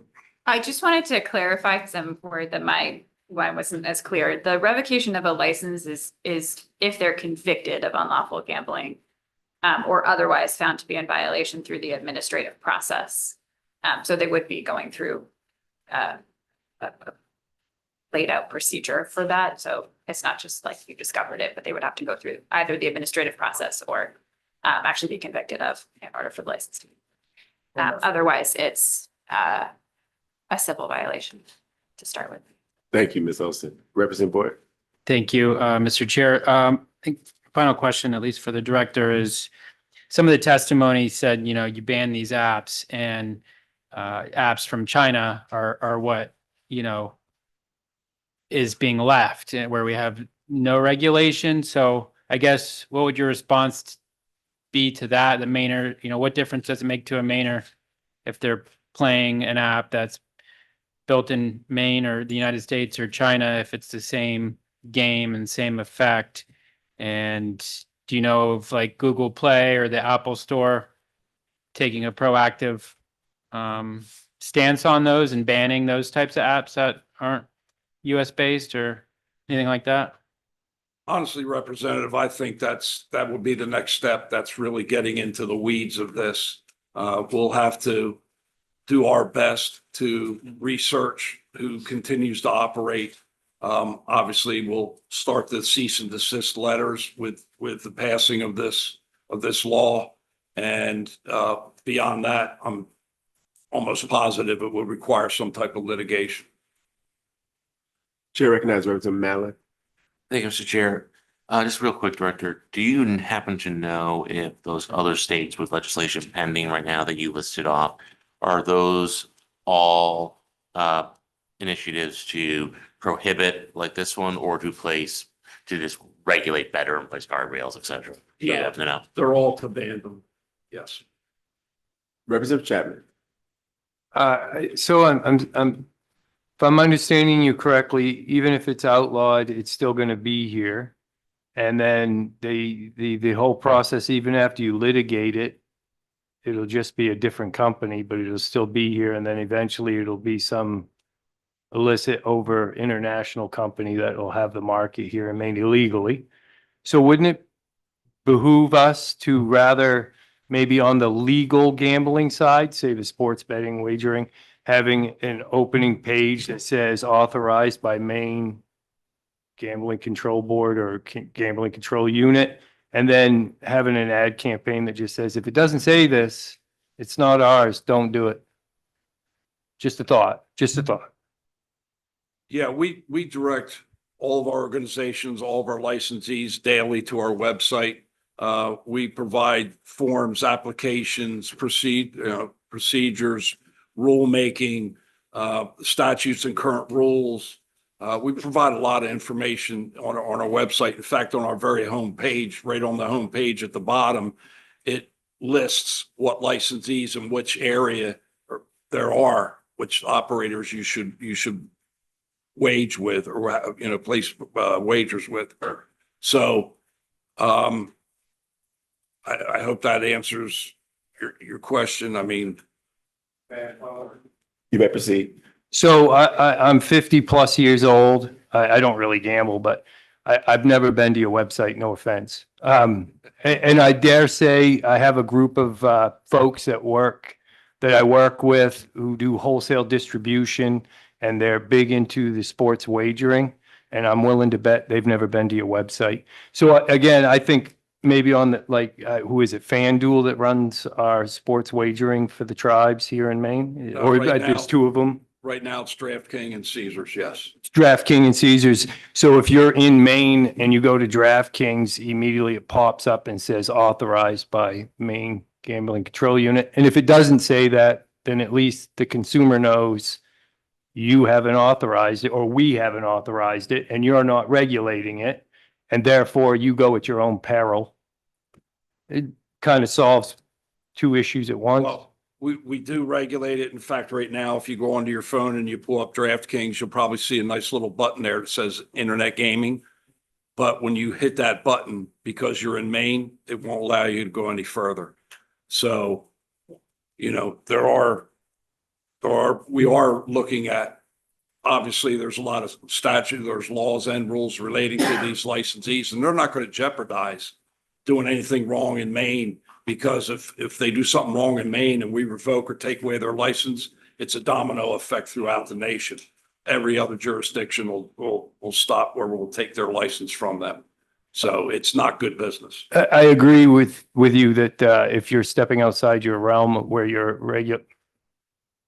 If FanDuel was to then do sweepstakes gaming, yes, I agree with you. They should be. But my point is more to the consumer, the Maine resident, than it is to FanDuel.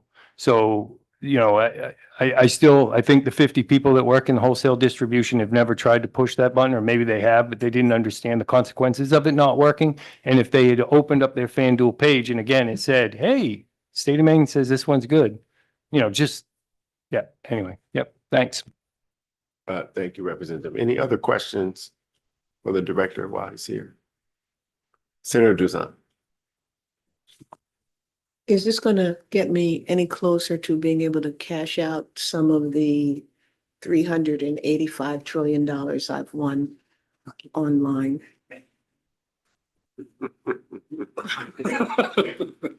Just inquiring minds want to know.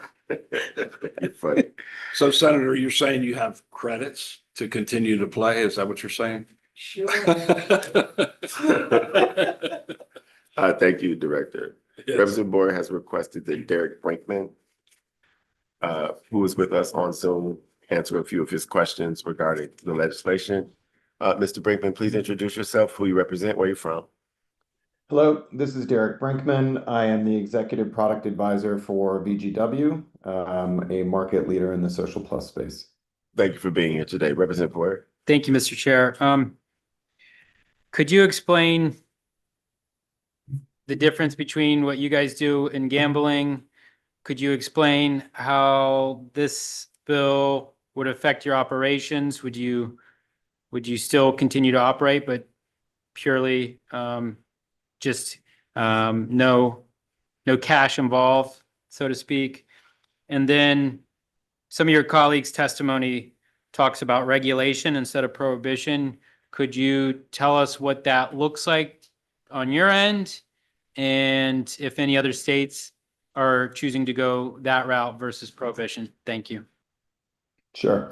Let me first start with an explanation of what the product and the game is.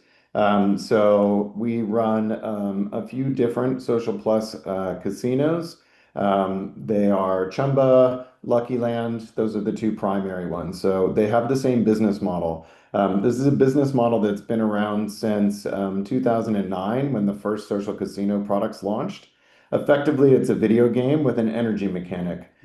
So what happens is a player comes and they sign up for an account to play the game, and they get some free amount of gold coins. They use those gold coins to play in a video game that can look like a slot game, can look like video poker, etc. They play their gold coins. If they win, they can win additional gold coins back. If they lose, the gold coins that they played are consumed. The gold coins are something that can never be exchanged for anything of value. So that's why this is not gambling and why it's a game. You get free gold coins when you create an account. When you do things like log in the first time for the day, you'll get some additional gold coins. You can also, if you run out of gold coins during the time that you're playing, you can make a decision to purchase additional gold coins, which you can then play. When you win those gold coins, though, effectively, all you're doing is winning the opportunity to continue to play. So that's where the energy mechanic comes in. That's the core of the game, and the only product that we sell in the game is the gold coins that have no redeemable cash value. So that's the core product. Then we have a marketing promotion that uses sweepstakes. Sweepstakes, to run a lawful sweepstakes that is run by all kinds of different industries across the United States and has been since the early Publishers Clearinghouse days. And the Monopoly program within McDonald's is another good example of a sweepstakes. But there's sweepstakes all over that are used, and it's a marketing promotion that has been very popular for over 100 years. The way that a sweepstakes works is that you have entries for a sweepstakes that are not any kind of consideration. Basically, they have no cash value, and you can get an infinite number of those entries to the sweepstakes drawing for free. The way that people earn sweepstakes entries within our game is upon the first creation of the account, we'll give you some free sweepstakes entries. Again, when you log in for the first time during the day, you can get some free sweepstakes entries. You can get free sweepstakes entries from participating in other engagement mechanisms and marketing campaigns within the game. So if you go play some certain amount of games, then we can give you some additional sweepstakes entries. You can also send in an infinite number of alternative method of entry requests. And so typically there's two ways that you can do that in our games. One is digitally, where you submit a handwritten card that says, I would like to get some additional sweepstakes entries, and then you take a photo of that. It gets verified as being real handwriting, and then you'll get some additional sweepstakes entries, or you can actually send those entries in. So infinite number of sweepstakes entries are available. Then the drawing is done through a complete random number generator driven game of chance. And so that's another requirement for sweepstakes. There has to be an element of chance, pure chance that determines the winner. We display that to people through a mechanic of a slot game, because that's how our players like to play the slot games. So that's how we show you if you won or you lost your sweepstakes entry. And then sweepstakes entries that win a prize based on the random drawing will be able to get a prize that is something of value. So just again, to summarize it, it's entries that have no consideration or value, a game of chance. If the game of chance determines that you're a winner, then you win a prize that can be a thing of value. That's the sweepstakes promotion that's separate from the core game. So the core game, not gambling because there's no prizing. The sweepstakes promotion, just the marketing campaign that we use to basically drive new players into the game and drive engagement of existing players in the game. Any follow-up questions to that before I move on to the next part of your question? I got one follow-up, I guess. So to be clear, because I thought I understood what we were talking about. I thought that this bill would prohibit people gaming, adding credits, and then pulling the money out after they win. You're saying that doesn't happen. You can't play the core gaming part of your game. You can add tokens for the purposes of playing, but ultimately you can never pull any cash out or redeem those gold coins for cash. Is that right? That's correct. In the core game, there's no prize redemptions. The only prize redemptions come from the marketing promotion that uses the sweepstakes. Thank you. I think the second question was about regulation as opposed to prohibition, and what would regulation look like in a state if a state were to regulate instead of prohibit? Certainly. So VGW is a market leader. We actually already self-regulate. We work with a European entity to have an external body take a look at our operations and ensure that our anti-financial crimes prevention unit is up to stuff. Any anti-money laundering processes that we have are up to par, and also responsible social gameplay to ensure that people are not playing too long or spending too much money. That is a key thing that we would want to have as part of a regulatory entity if one was created in the United States. We're very big on player protections and understand that we need to have those frameworks in place. So that's part one of the regulatory regime. The second could be an opportunity for tax revenue. Different states have different sales tax laws and different taxation laws for digital mobile social video games. And so we could add an additional tax on this specific type of game to open up additional revenue streams into states that wanted to regulate this as a regulated new type of video game with a specific sweepstakes promotion that was tied to it. Thank you. Are there any other questions for Mr. Brinkman from the committee? Seeing none, thank you for being here today, sir. Thank you. And Madam Clerk, you may. Thank you. Any other questions for the director?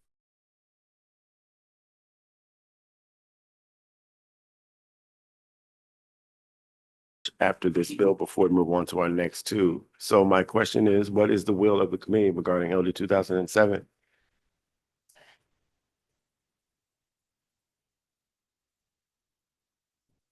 Sure. Chair recognizes Representative Boyd. Thank you, Mr. Chair. I was inclined to support the bill when I was understanding that it had to do with people paying for tokens and then pulling out tokens for money. It doesn't sound like that's the case. I don't really have an issue with the sweepstakes part of their business as well, as that's been around for a very long time. I'd be open to some kind of, say this, tax. Maybe we could earmark it for Maine Veterans Homes again, and they might be really flush after this session between a couple of these bills that we put through, and I don't think that would be a bad thing. But if it's a vote up or down vote on prohibition versus not, I'm not comfortable banning this quite yet. Thank you. Chair recognizes Senator Timberlake. Thank you, Mr. Chair. Is it okay if I ask the director a question? You may proceed. Thank you. Director, you just heard what was said, and do you have any comments to what was said, and is there a problem or is there not a problem? Thank you, Senator, for your question. In layman's terms, gold coins are the hook. Sweet coins is the real in the end, okay? There's these organizations that they'll start out, they'll give you 1,000 coins and play your 1,000 coins, and you want to continue to play because you're into it. And you read the fine print terms and conditions, you have to wait 72 hours, it will give you another 1,000 coins. Or for $20, give you 1,000 coins. So that's just a scenario. But the other thing I will say too is that players can enjoy a variety of games similar to those found in traditional online casinos. Director, the microphone isn't on. I'm gonna have to ask you to Sorry about repeat that. all of that. No, Can you it's- start over? You are gonna start all over. Players can enjoy a variety of games similar to those found in traditional online casinos, internet gaming, which you've already approved, and it went through its past, and it's coming. But right now, this is they're doing internet gaming right now, includes slots, blackjack, and poker. So I think if you want to allow this, we have to rewrite it. And I mean, if that's the direction you want to take and you talk about a major expansion, that's what this is. This will be a major expansion of gambling in my view. Senator, To follow up. So the proposal with this bill would limit that. Now, I'm gonna ask you a question. My wife plays this game that does exactly what she said. She can use up her credits until they're gone, and then she's got to wait till the next day before she gets another 20 credits or some such thing, or she can hit the button and it comes out of my checkbook. And doesn't very often come out of my checkbook, but every once in a while I do notice. But would this bill stop that and not make that able, or they got to register with you? I'm trying to understand exactly what this would do to something like that. Well, honestly, I haven't looked into it with the passing of this bill. I'll look even deeper and deeper, myself and my staff. But I know there's games that you see on TV, play for free. It's all free, until you get in there, you get hooked and you're playing it, and that scenario takes place. So again, once this passed and you give me the ability to regulate this, then I'll dig in deeper. But for the most part, if a game's advertised on TV and it is honestly free, you can play for free. And I know they're hooked on to advertising and all that other sort of thing. In addition to just the general play, you have to watch an ad or accept ads and all that sort of thing. And then if you buy, it goes on and on and on. But we'll deal with that as it comes. But right now, this is a major, major expansion. It's already breaking into our internet gaming. We haven't even started that yet. And so I'm asking for your approval for us to get a hold of this. Senator. Good. So Director, I just heard you say if we were to pass this bill, then you could regulate it. Wouldn't that require another legislative action since this prohibits it, or am I missing something in the language of the bill? No, if you're saying this is illegal, you're giving us the right to go out and say, okay, cease and desist, stop operating. If we catch you, we'll go through the civil process of $100,000 fine for each incident. So it could be. It could be. I understand now. You Yeah. mean by regulate, you mean it was just the use of the term regulate. Yeah. Any other questions? It's not regulating, it's enforcing. Enforcing Yes. the prohibition Yes. is what you are saying. This would allow you to do that. I mean, it's almost 1 o'clock. I'm gonna put the committee at ease until 1:30. Please get your lunch. Caucus this bill if you like, at lunch. And we'll be back at 1:30.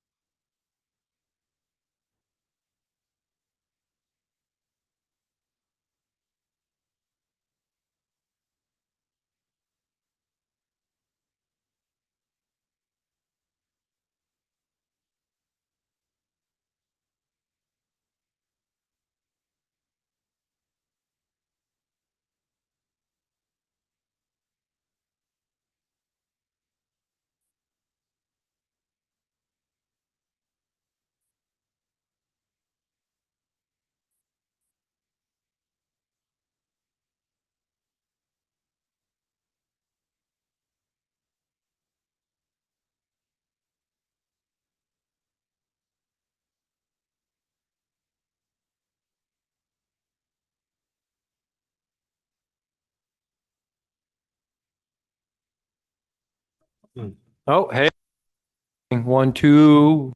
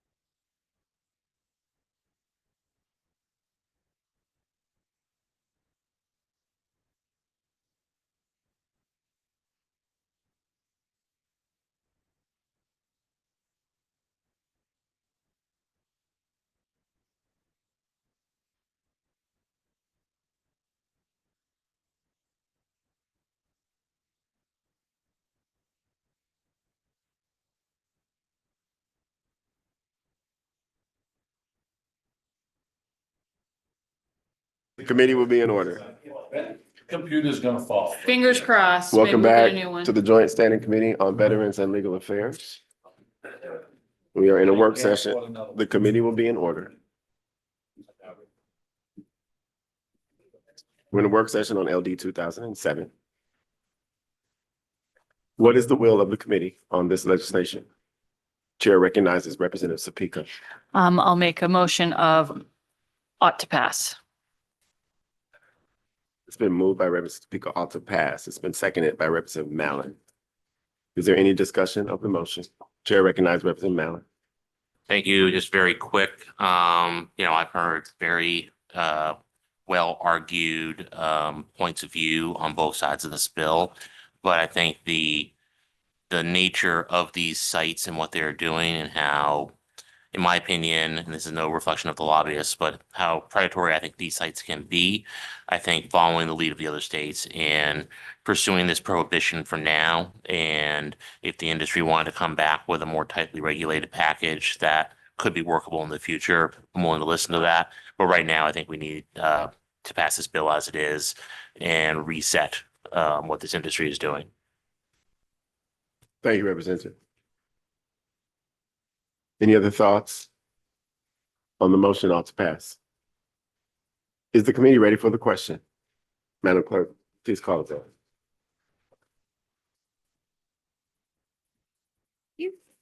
Senator Doosan absent. Senator Hickman. Yay. Senator Hickman, yes. Senator Timberlake. Yeah. Senator Timberlake, yes. Representative Graham absent. Representative Terry. Yes. Representative Terry, yes. Representative Frost. Yes. Representative Frost, yes. Representative Chapman. No. Representative Chapman, no. Representative Boyer. No. Representative Boyer, no. Representative Supika. Yes. Representative Supika, yes. Representative Himes. Yes. Representative Himes, yes. Representative Fredericks absent. Representative Fairclough. Yes. Representative Fairclough, yes. And Representative Mallon. Yes. Representative Mallon, yes. 8 members voting in the affirmative, 2 in the negative, with 3 members absent. The motion prevails. Absent members have until Friday at 2 to cast their vote. For those who voted against the motion, Representative Boyer, Ought not to pass. Representative Chapman. Same thing. Ought not to And pass. for those of you who voted in favor of the motion ought to pass, should this include a fiscal note, you would be okay turning it into a not to pass amendment. Correct. Thank you. Thank you. The chair closed the work session on LD 2007. 2 more bills on our agenda for today. The chair will open the work session on LD 2048 and act to amend the laws regarding fantasy contest licensing presented by Senator Timberlake.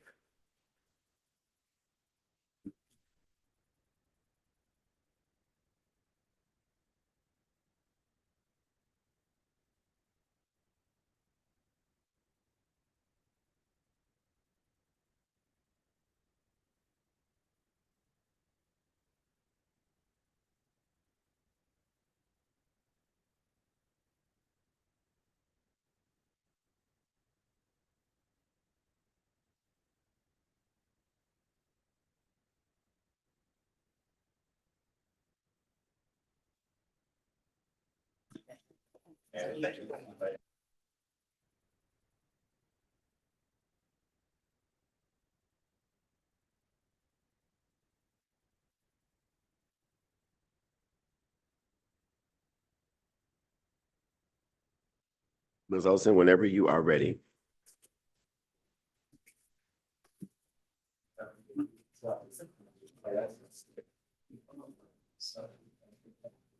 Okay. Great. Okay. LD 2048, an act to amend the laws regarding fantasy contest licensing. I really hope that's the one you said we were doing next. Okay. So this bill does the following 8 things.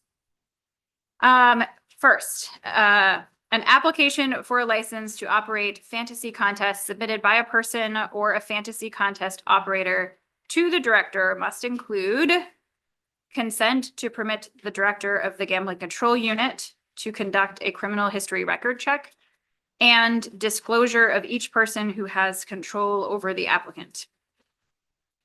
The bill describes who has control over the applicant. The bill requires the director to conduct a criminal history record check for each applicant for an initial license and for each person that has control over the applicant. And we're talking about fantasy contests. It provides that the director may require a criminal history record check for a licensee seeking renewal of that license and from any person having control over the licensee as a part of that license renewal application. It changes, and from any person having control over the applicant. It changes the application fee to a processing fee, which may be established by rule for the cost of processing an application and performing background investigations. This fee is not reimbursable if a license is not issued. It changes the license fee to an application fee, which is non-refundable and is set at $2,500 for an initial license and a license renewal, and is applied to all licenses regardless of gross fantasy contest revenue. It removes the provision that a license must be renewed annually, which might be a technical point.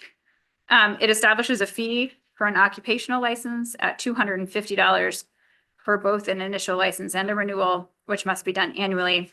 It provides that an occupational licensee must submit a renewal application annually, and fees for occupational licenses are retained by the director for the cost of administering fantasy contests. I've provided a couple of additional materials for your consideration. That includes in your packet Title 8, Chapter 33, Regulation of Fantasy Contests. This is the current law governing fantasy contests and fantasy contest operators.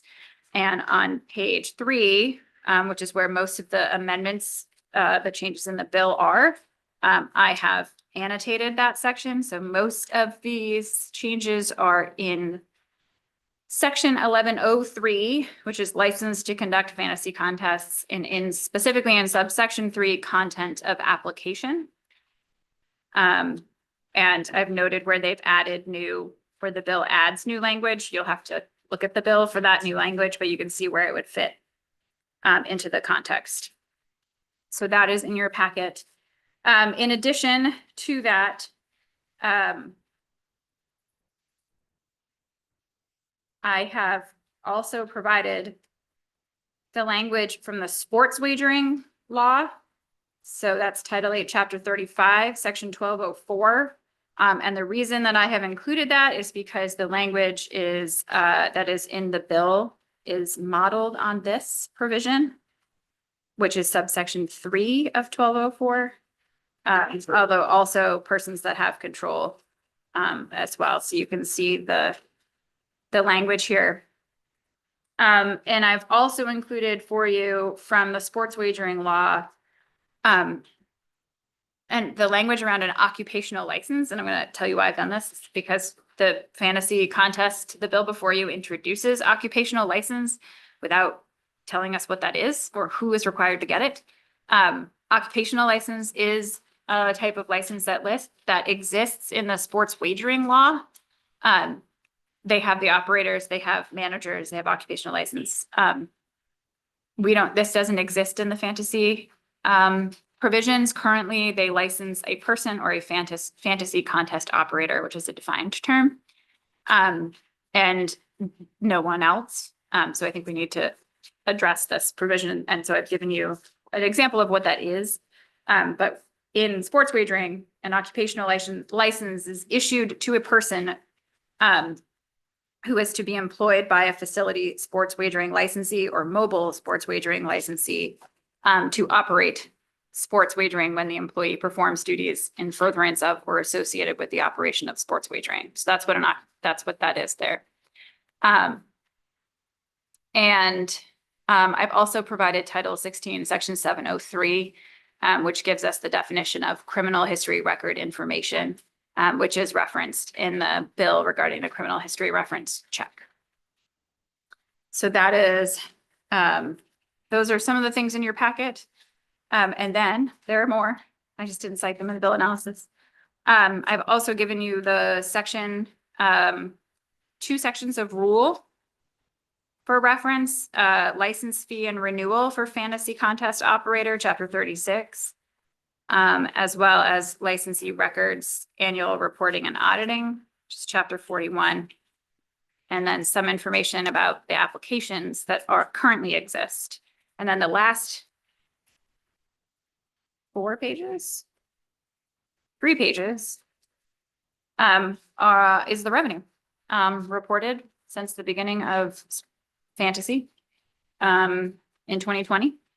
Part of that is so you can see the revenue numbers, 'cause there is a change regarding, revenue and fees, but also, so you can see, the operators that have changed over time. So it hasn't been a stable set of operators. Like, this hasn't been the same set of operators consistently since 2020. Some have been around that long, but there has been some shift as operators decide to operate in the state or not.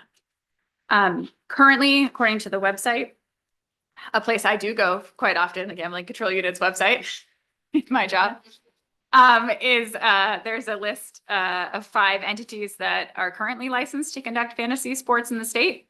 DraftKings, FanDuel, Real Time Fantasy Sports, Prize Picks, and Owners Box 3.0.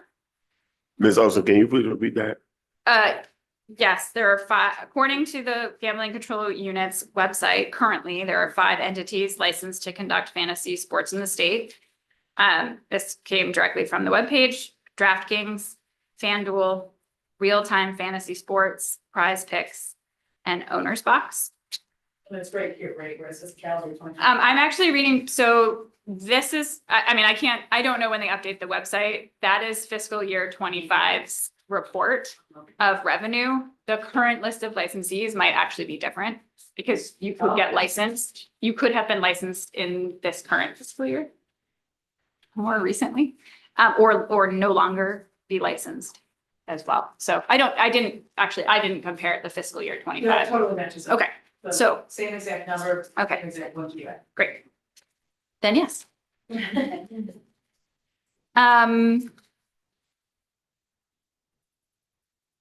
So that is my sort of broader orientation, but then there are some things to consider in the language of the bill. So I'm going to skip that for a second. And I'm just going to go to the information requests first, so I can kind of just talk Yep. about that broadly. That was asked about other gambling activities that require fingerprint-based background checks. I just want to first say that this may not be comprehensive. I used a few key terms to search our statutes, and relied on some things that I already knew. And some of these statutes are old, so the language is older. Fingerprint cards, but it still applies. So this is what I have found. Commercial Beano halls, commercial bingo halls, Beano halls. Internet raffle operators, although this says a criminal history record check, it does not specifically say fingerprint based. Yep. Gambling licenses issued under Title 8, Chapter 31.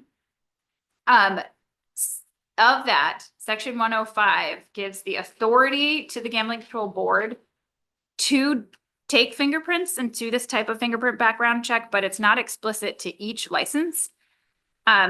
Licenses in this chapter include slot machine facilities and casinos, which really just means casinos at this point, advanced deposit wagering operators, distributors of slot machines and table games, gambling service vendors, and an employee of any of those. The only place where fingerprints are specifically noted that I was able to find in statute was specifically for the employees. But the authority to take them for these license types is granted to the board and a broad section of statute, broadly applicable section of statute. Sports wagering under Title 8, Chapter 35 provides for fingerprint criminal history record checks, and it is the provision that the language in this bill is based on. And then, although not yet effective, and also modeled on the sports wagering law is internet gaming as well. So that's but specific to gambling activities, not all types. So with that, we're going to move to things to consider. Okay. Unless before we do that, there's something else you would like to do first. I don't see any questions, so Okay. please proceed. Thank you, Ms. Olson. So if you have the bill in front of you, in section 5, on lines 36 through 38, we're talking about the criminal history record check. And when referring to that for a licensee seeking to renew a license, it provides that a criminal history record check may be required from any person having control over the licensee as a part of the license renewal application, and from any person identified by the licensee under subsection 3A, which is control over applicant or licensee. So is this meant to be different persons? Or is this a technical error? I'm not sure what's happening there and who should actually be caught up in that. And also the technical note is that potentially, depending on the outcome of that, rather than referring to section 3A, it probably should refer to paragraph H1, which is the disclosure of those people, rather than the definition, which is 3A. That's a technical note. That's point 1.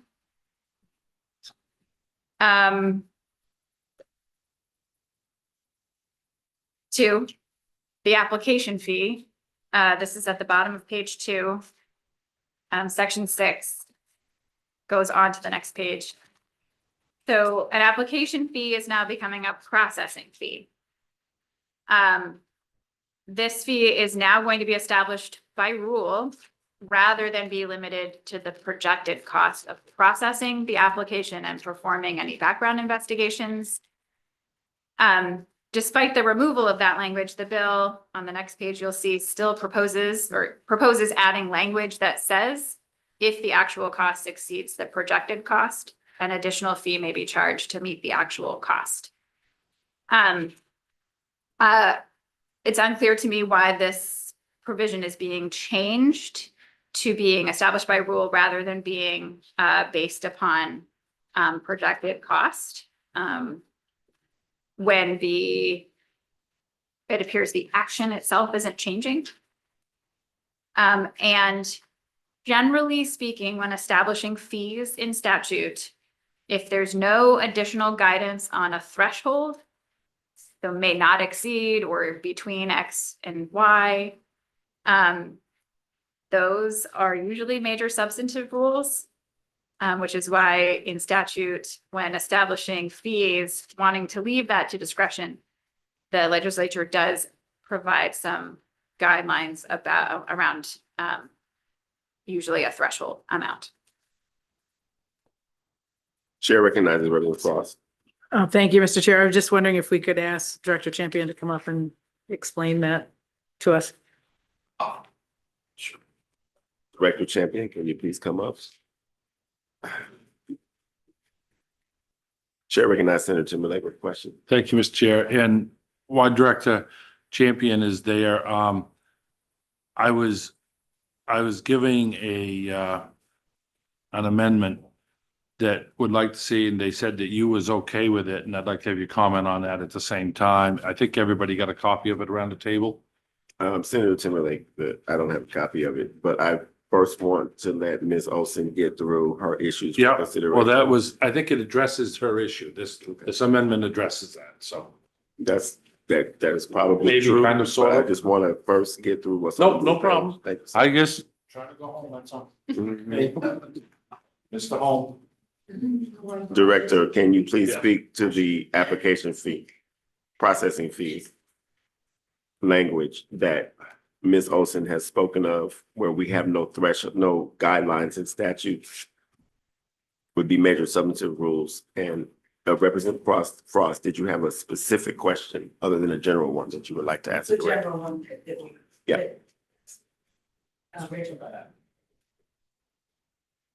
So currently, it refers to those that have to pay the license fee if their gross wagers are more than 100,000 in a year.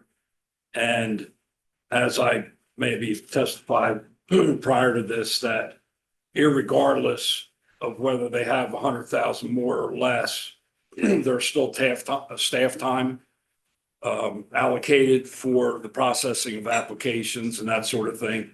So we just wanted to take the direction as we have in other areas, that there be a specific application fee, and then the processing fee would be an amount established by rule. Typically, we come in around 1,500 for the background investigation, and it really depends on how much time is placed on that background investigation. In some cases, it could be more than the 1,500. Some cases, it's less. But if it's more, before we actually issue the license, we bill them for the difference. So basically, we're getting paid for our time. Any other questions about that? Seeing none, Ms. Olson, please proceed.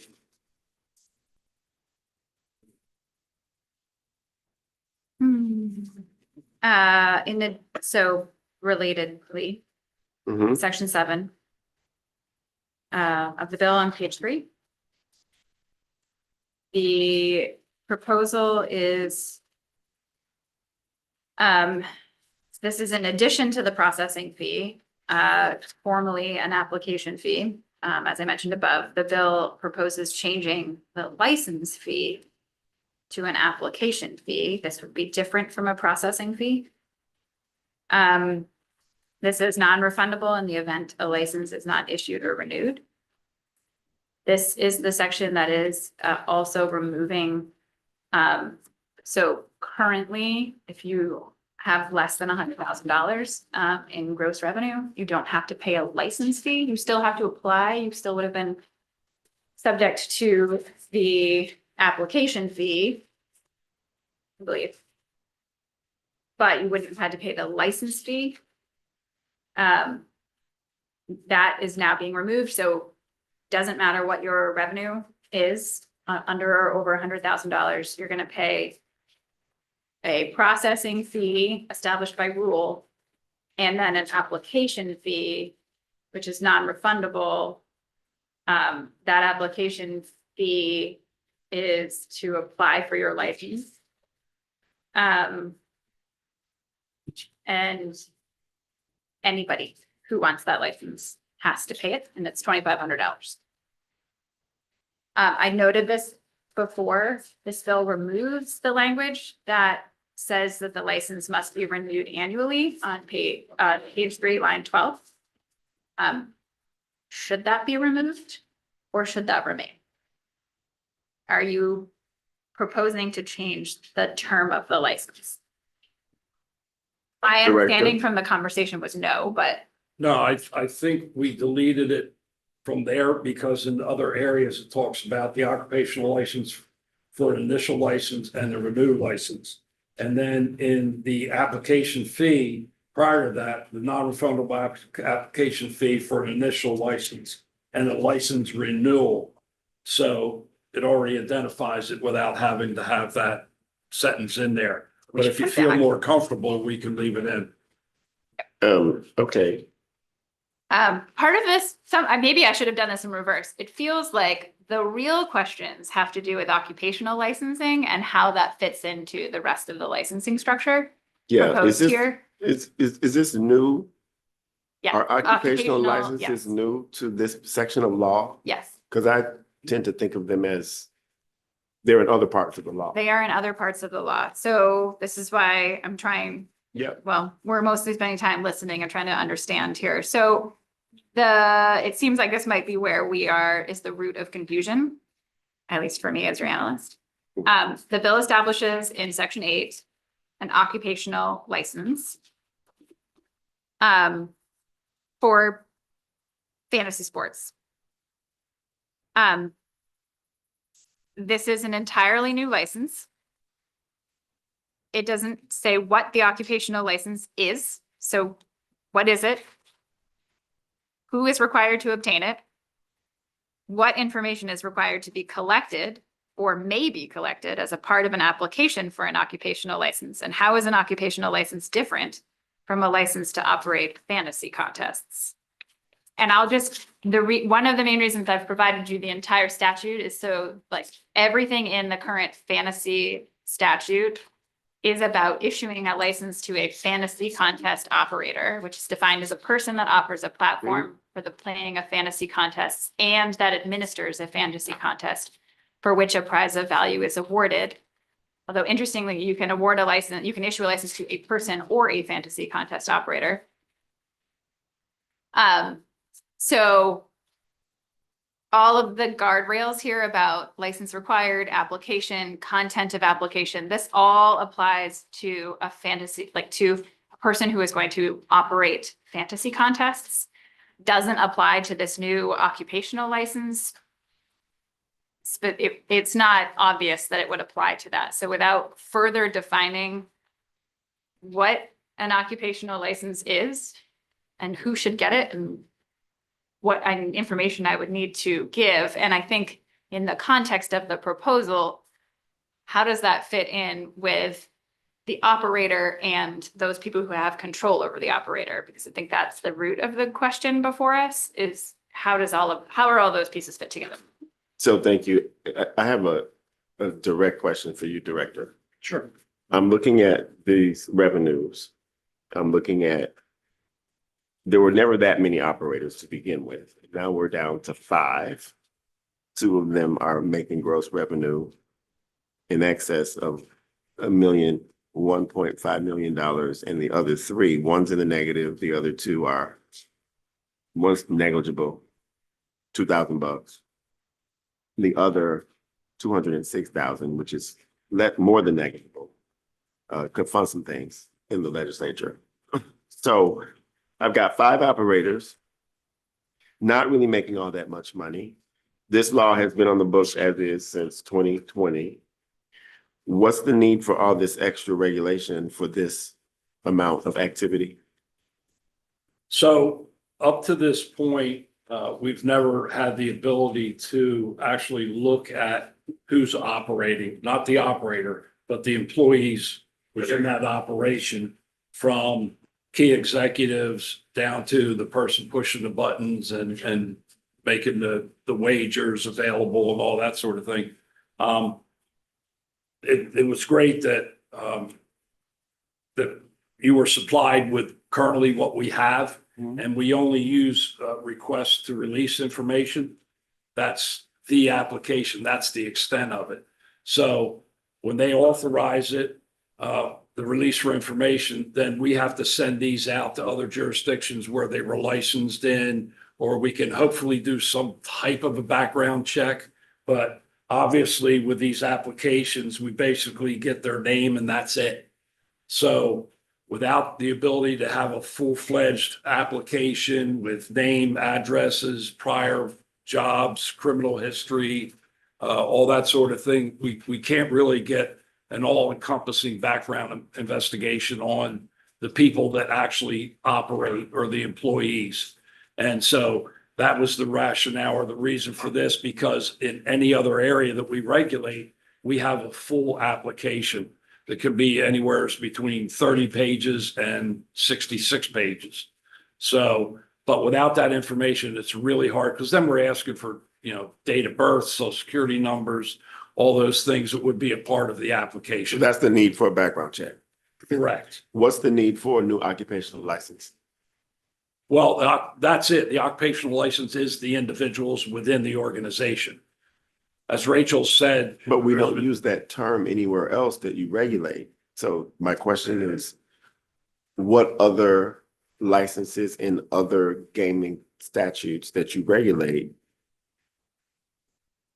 Occupational licenses in ADW. That's what, but we don't call them that. Do we? Pardon? Do we call them that? An occupational license, yes. We do call it that in sports wagering. Okay. Yeah. And casino. at internet gaming. it might not be the exact same Okay. term, but there is a functionally same term Yep. for employees in casinos. Okay, Advanced deposit wagering must be in rule because it's not, I don't think it's in statute. Well, advanced deposit wagering is incorporated within the casino as well, so it'll defer to the casino portion. But to the point, so sports wagering and just basically when I say sports wagering, we're also applying it to internet gaming because they're modeled on each other. They've set up in statute of 3 tiers of licensing based on what you do within that gaming Okay. sphere. And so it says, what is this? There's like a supplier license, occupational license, and then the operator. And it says, this is what they do. And there's a whole section about licensing Okay. for those, and what's required. So they are more complex. Fantasy was one of the first online adoptions in the state for Yep. gambling. It was adopted not by this committee, or I should say it was considered not by this committee. And so it didn't come about in quite the same way. Yeah. It is largely, so there's a lot in here I thought, that's left up to rule. A lot of this is driven by rulemaking, So which is true of the others as well. fantasy sports, that wasn't approved by this committee? I thought sports wagering was approved Oh, by maybe I'm a getting different backwards. committee, and Okay. fantasy sports was approved by this committee, I think in 2016 or 17 or 18, I think. And it was a low threshold of regulation, I agree with. I mean, I see that in here. But it sounds also like now, because we're trying to update fantasy sports to be more in line with other things that are regulated by your office, we've got to figure out the detail of some of the issues that Ms. Olson brought up. And are we ready to do that today? Ms. Olson, do you have enough information to try to clarify these things? Or should Director Champion and you and the bill sponsor sort of get together and work that out? I don't have enough information. I think you have to, I think if you're going to create a new licensing model, Yeah. you need to be able to clearly define who the operator is, and in order to get that license, who are you looking at when examining the application and what information? And then the same questions for occupational licenses. Okay.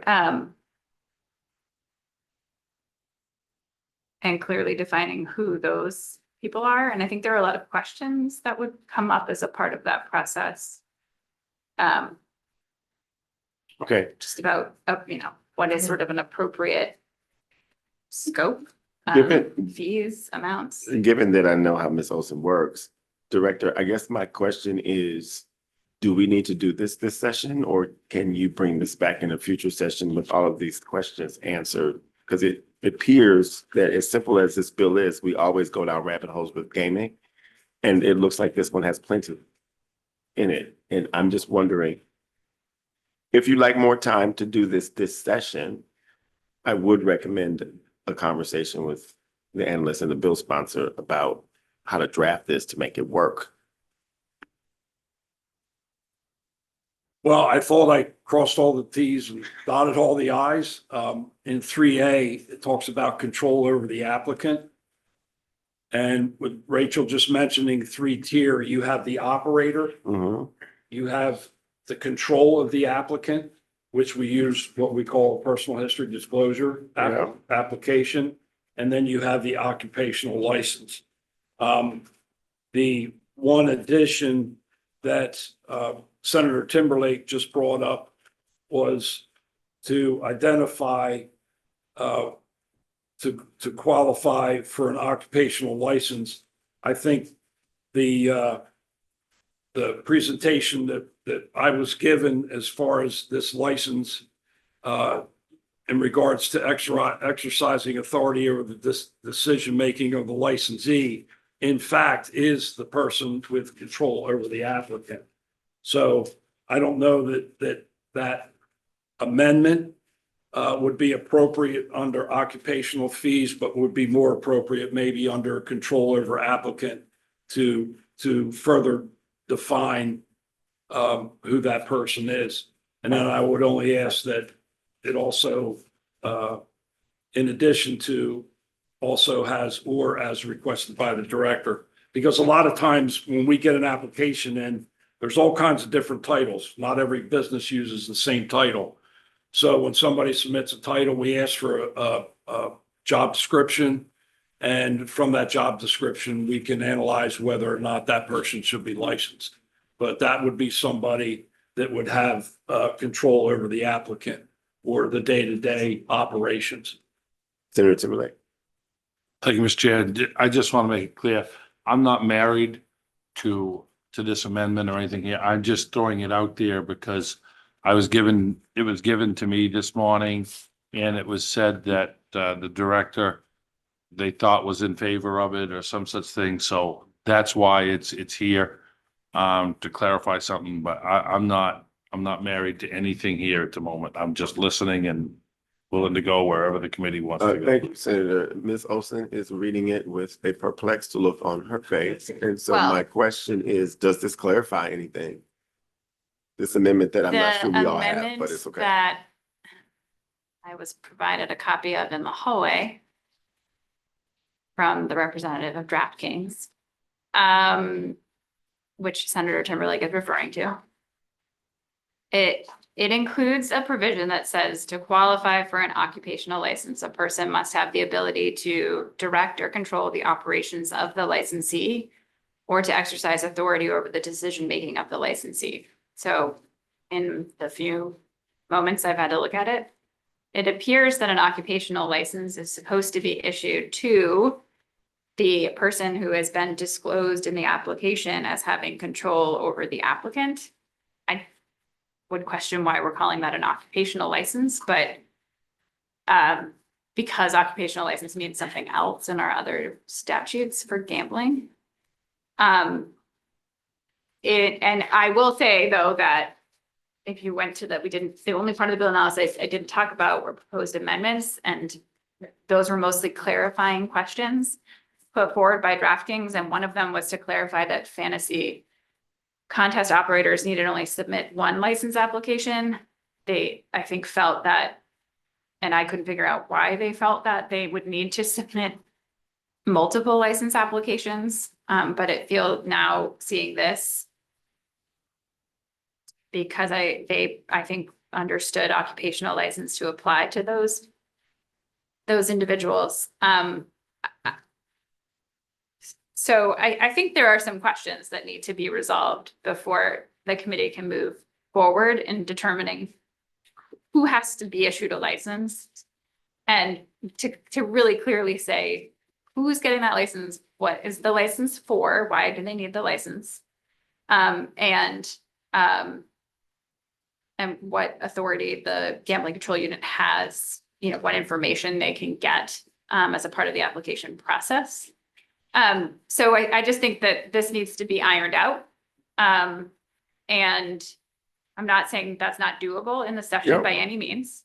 But right now it's not clear to me as your analyst exactly what the intent is. Because I also think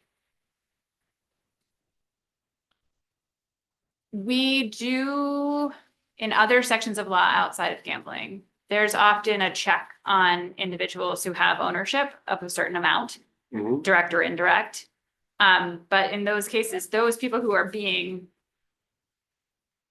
considered don't necessarily get a license at the end of that consideration. It's looking at those individuals as a part of the license application, but only the operator is being licensed. So again, I wasn't, when I had first read the proposal, I didn't understand the comment from DraftKings because I still appeared to be only one license for operating fantasy contests.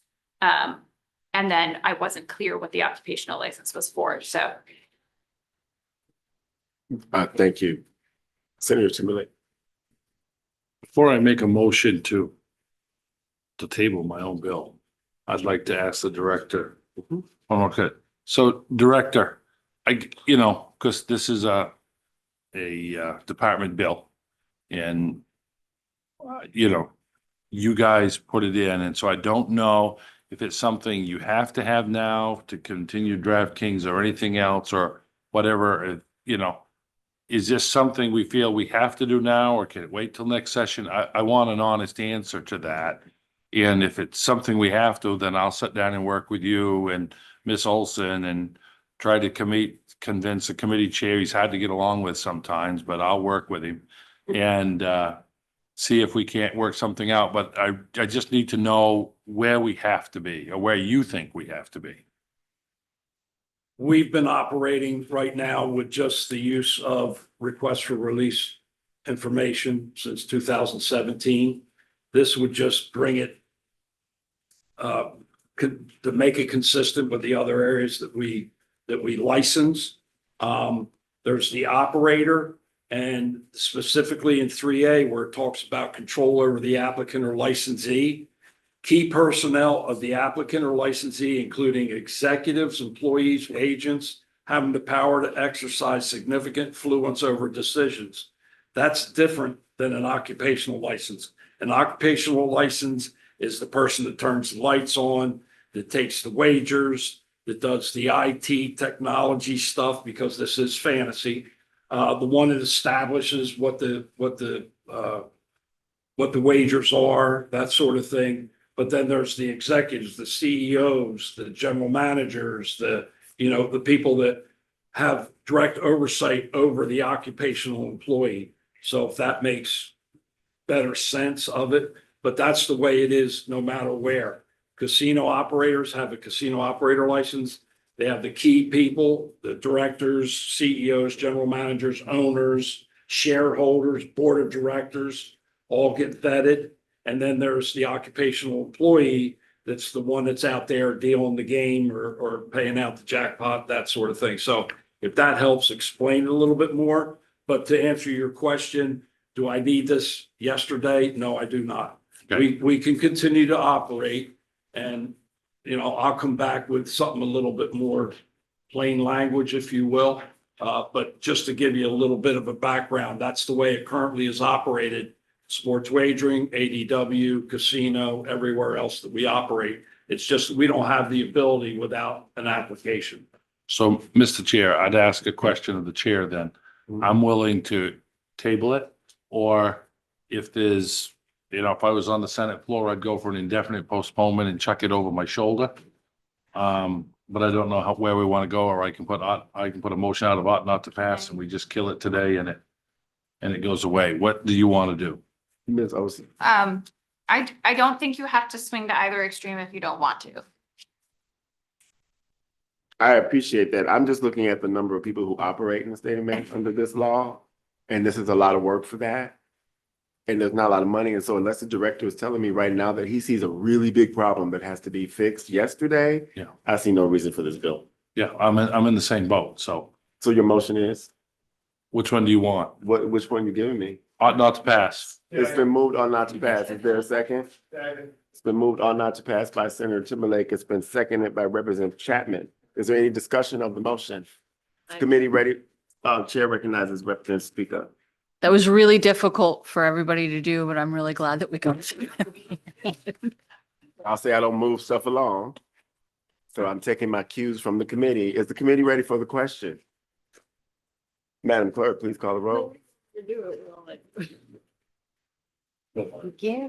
Senator Doosan, absent. Senator Hickman. Yay. Senator Hickman, yay. Senator Timberlake. Yeah. Senator Timberlake, yes. Representative Graham, absent. Representative Terry. Yes. Representative Terry, yes. Representative Frost. Yes. Representative Frost, yes. Representative Chapman. Yeah.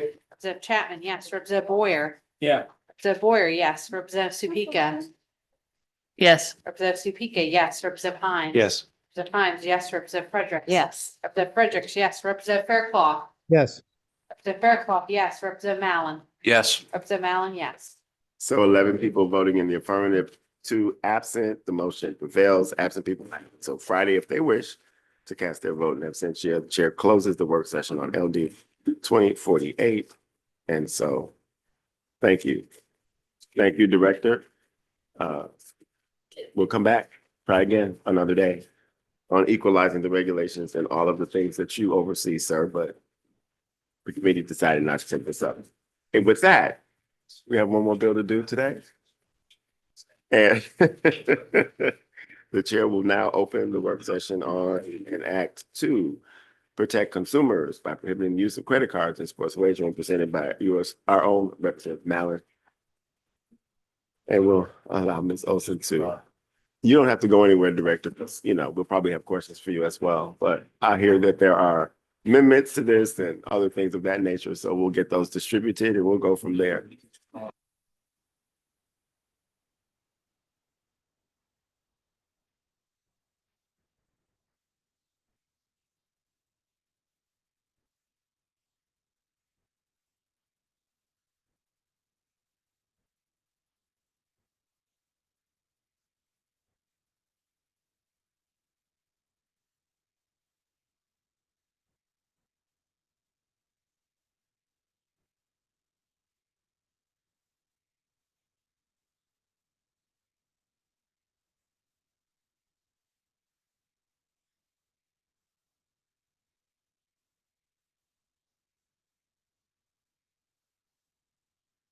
Ms. Olson, you may proceed whenever you are ready. Okay, before I forget to mention it, I have one more thing after we're done with this one to hand out to you.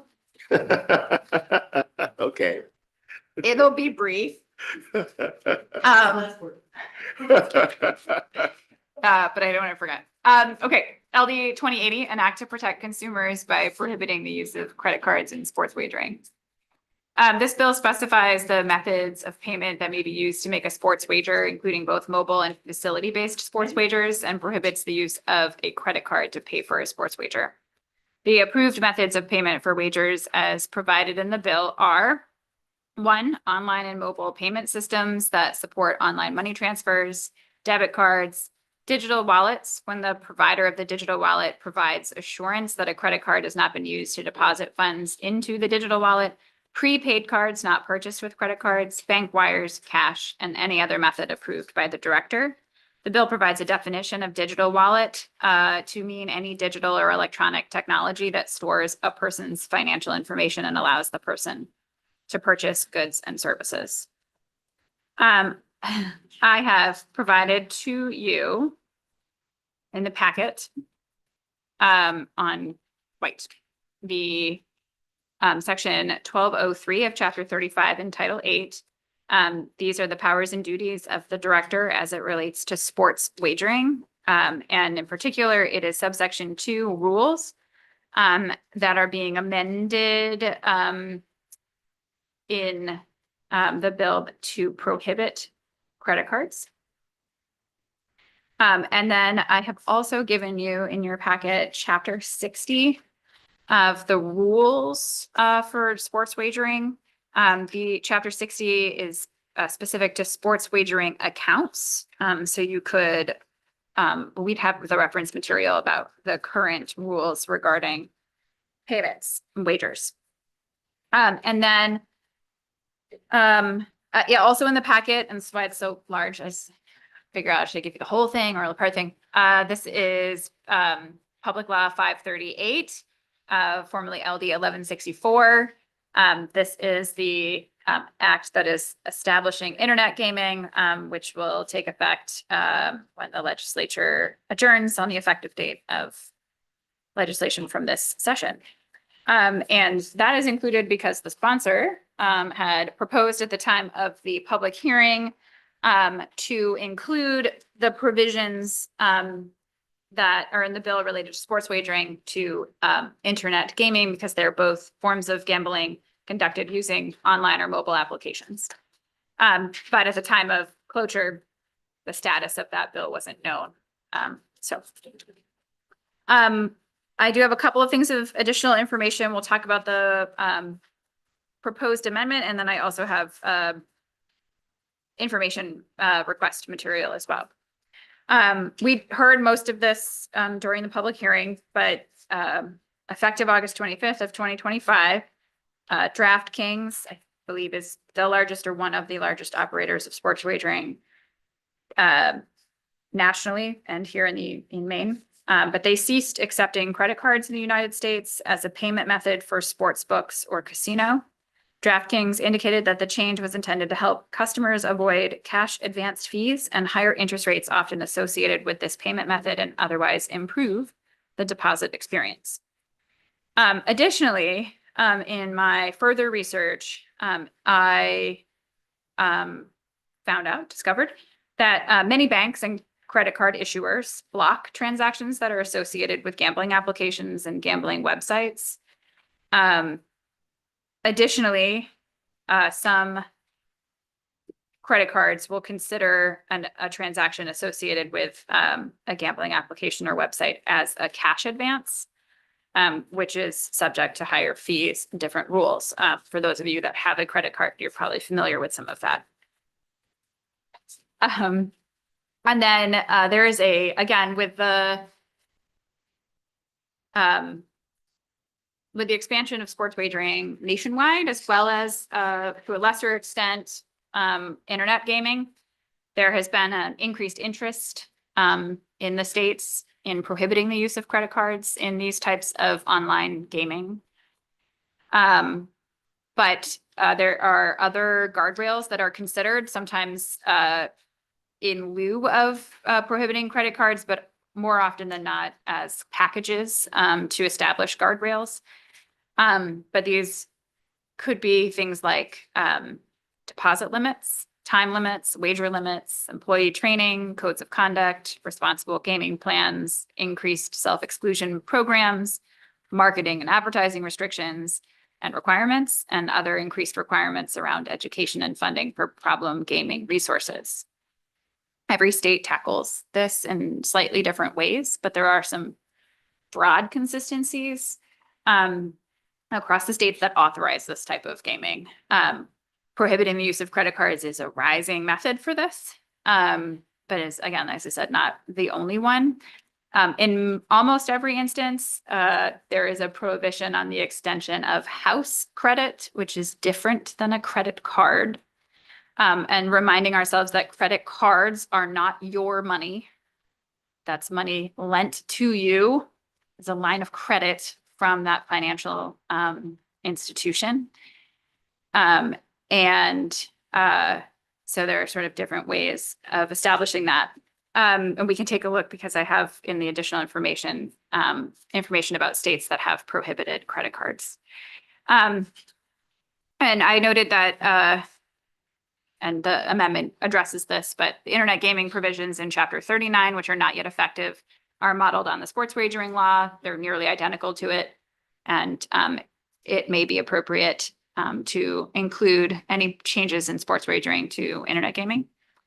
I did want to note that as drafted, the proposed changes would apply to both online and in-person sports wagering. So we have a facility-based sports wagering provision as well. And I just sort of noted the languages in section 1, 2, and 5 of the bill apply to both types of sports wagering.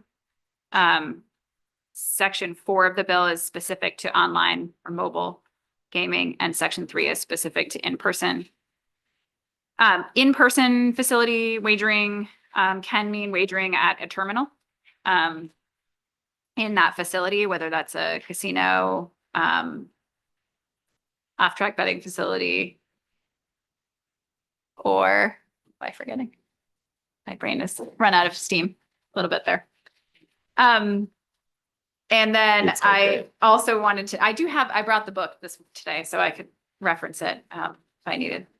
Maine law does authorize the Gambling Control Board to issue licenses for advanced deposit wagering, which is another form of online or mobile gaming, and authorizes the Gambling Control Unit to issue licenses to operate fantasy contests, as we just discussed, which is also an online or mobile application.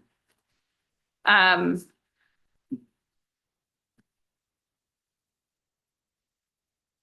do other states regulate it?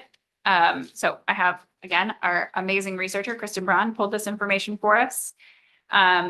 So there are a few states that have enacted legislation to prohibit the use of credit cards for sports wagering.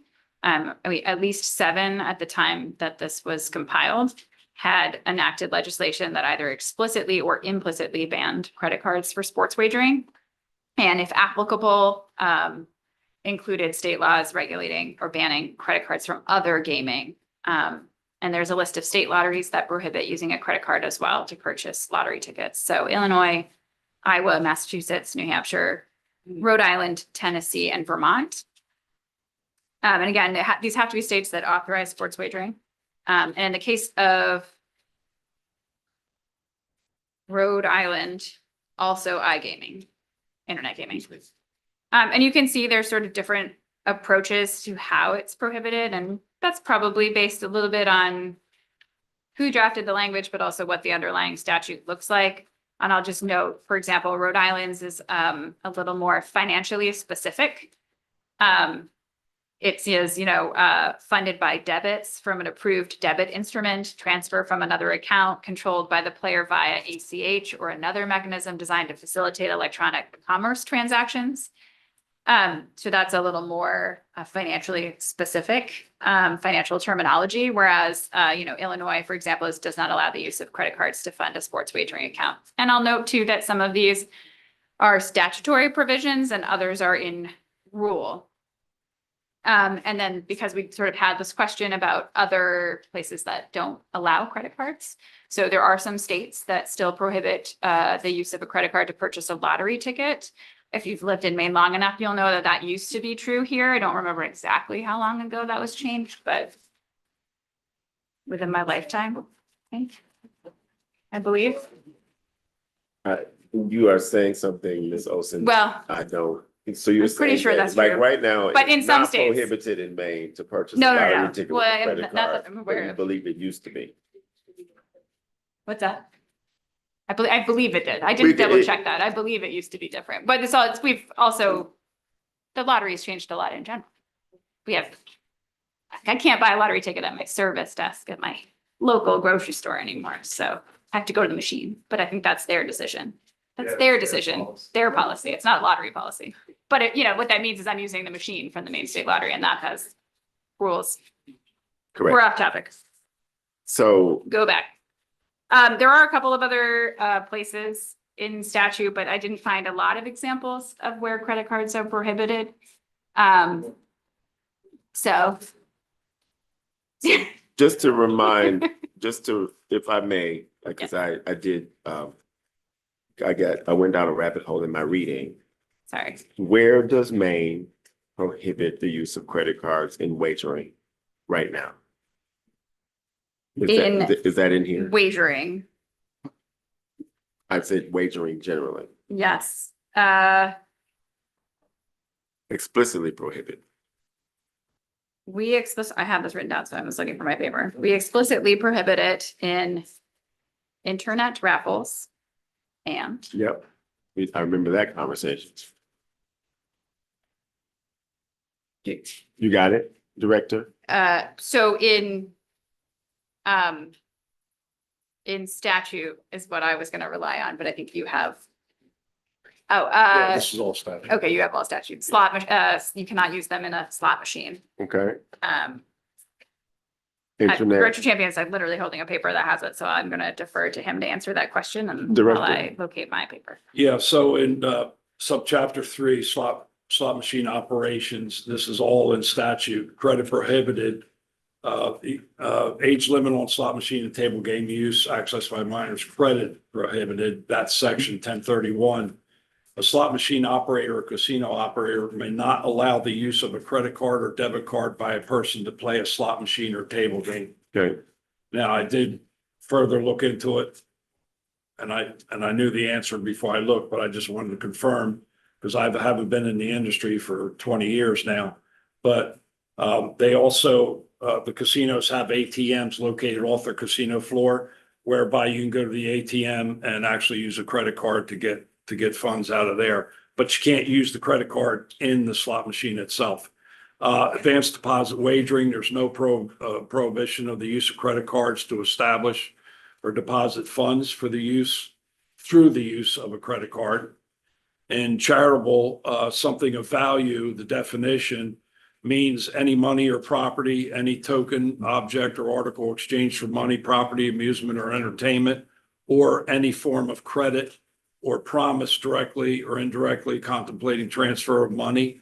So basically, it's any form of credit. Under internet raffle operators may not permit the use of a credit card to purchase a chance or ticket for an internet raffle or extension of credit from the internet raffle operator.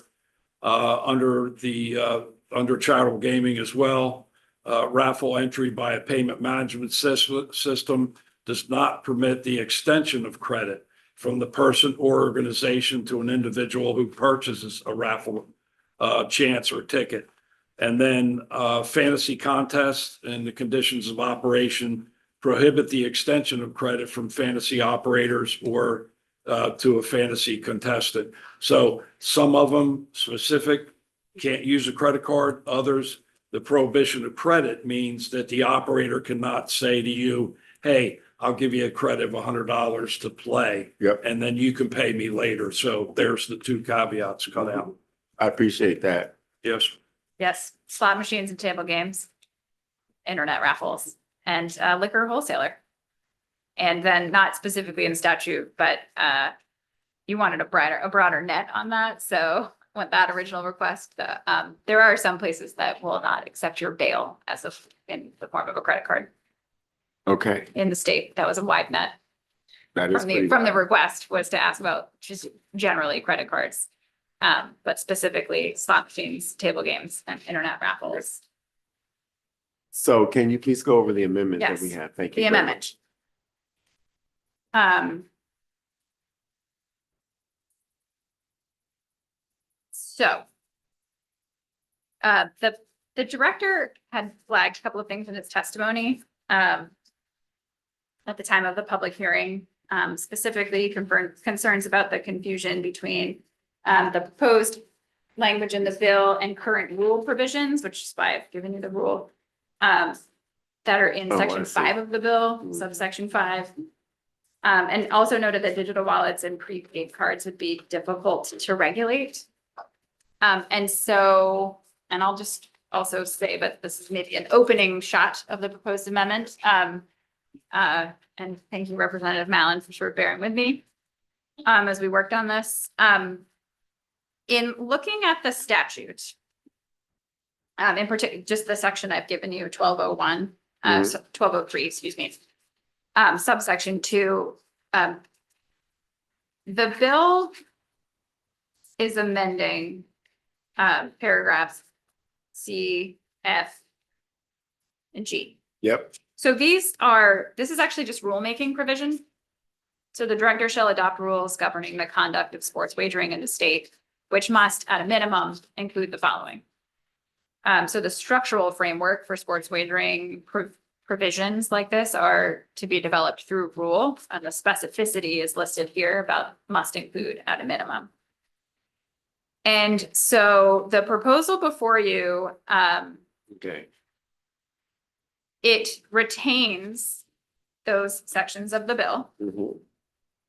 where the language says that the director shall adopt rules that at a minimum include methods of operation of a sports wagering in this case, that include the use of credit and checks by persons making wagers, except that a person may not make a wager using a credit card. Yep. And then the proposal includes in the 2 new sections, the matching language for internet gaming. And it removes the allowed methods of payment. So rather than putting into statute what can be used to make a payment, it's just saying what can't be used, and that in developing the rules, it has to prohibit the use of a credit card. And so it would be essentially left up to the rulemaking to prohibit that use of a credit card when you're talking about the methods of operation and the minimum design and security requirements.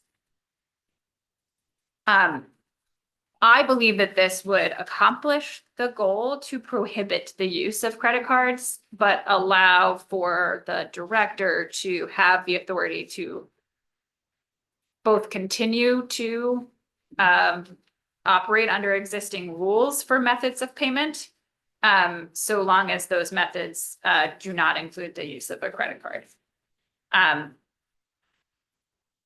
There are probably many ways to have drafted this, especially depending on how the committee decides to go.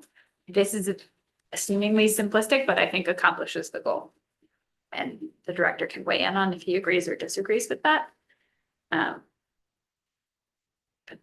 it does apply the provisions. It prohibits gaming, but it doesn't specifically say what is allowed. And we do have the rules, so you can kind of see what is currently authorized. Thank you, Ms. Olson. Representative Mallon, did you want to speak to your amendment? Thank you. Thank you, Mr. Chair. Just briefly, I think that what Ms. Olson has laid out definitely captures my intent. I wanted this to be as simple as possible, knowing that nothing is ever simple. But to me, giving the flexibility in rulemaking to flesh out the authorized methods, so long as it is clear what we are prohibiting, was a better approach than adding in, as the original draft did, all of these different methods that could be allowable, considering that, you know, there's always innovation in the field, there's changes, and we might not capture all of the methods that would be perfectly fine to use in one piece of legislation. So I think this is the way to go. I think it would be an important guardrail in electronic gaming, both sports and iGaming, and I appreciate all the work Ms. Olson did on this. Thank you. And Ms. Olson, this amendment with the couple of things stricken from the original bill create no technical issues that have to be addressed? I don't think so. Okay, and Director Champion, given that if this is the legislature's will, you have enough to draft or redraft rules around it? Absolutely. So regarding this bill, what is the will of the committee? On LD 1280, Chair recognizes Representative Mallon. Thank you, Mr. Chair. I move off to pass as amended with the sponsor's amendment. So second, seconded by Representative Chapman. No. No. Okay, I saw a hand go up. Is there a second? Seconded by Representative Topeka. Any discussion on the motion? Representative Chapman. Thank you. I think this is an overreach and an unnecessary bill. If a company says to you, you are trustworthy, here is credit, and you go and use that credit to do gambling or any other activity, that is between you and that company. It is not necessary for the government to then tell you you can or cannot do something. I do not gamble with credit cards. I don't gamble. That is my choice. I think that the overreach of government has gone too far. And this right here is a great example of it. I don't smoke. I don't like cigarettes, but I don't think the government should tell people they can't smoke in a bar. It should be up to the bar owner. Another great example. Thank you. Representative Boyd. Thank you, Mr. Chair. I'll also be voting against the motion. It feels like this committee and this legislature gets more and more paternal every session, and I think we need to let adults be adults. And we have a fragile thing in this country called freedom, and it comes with the good and it comes with the bad. Thank you. Any other discussion of the motion?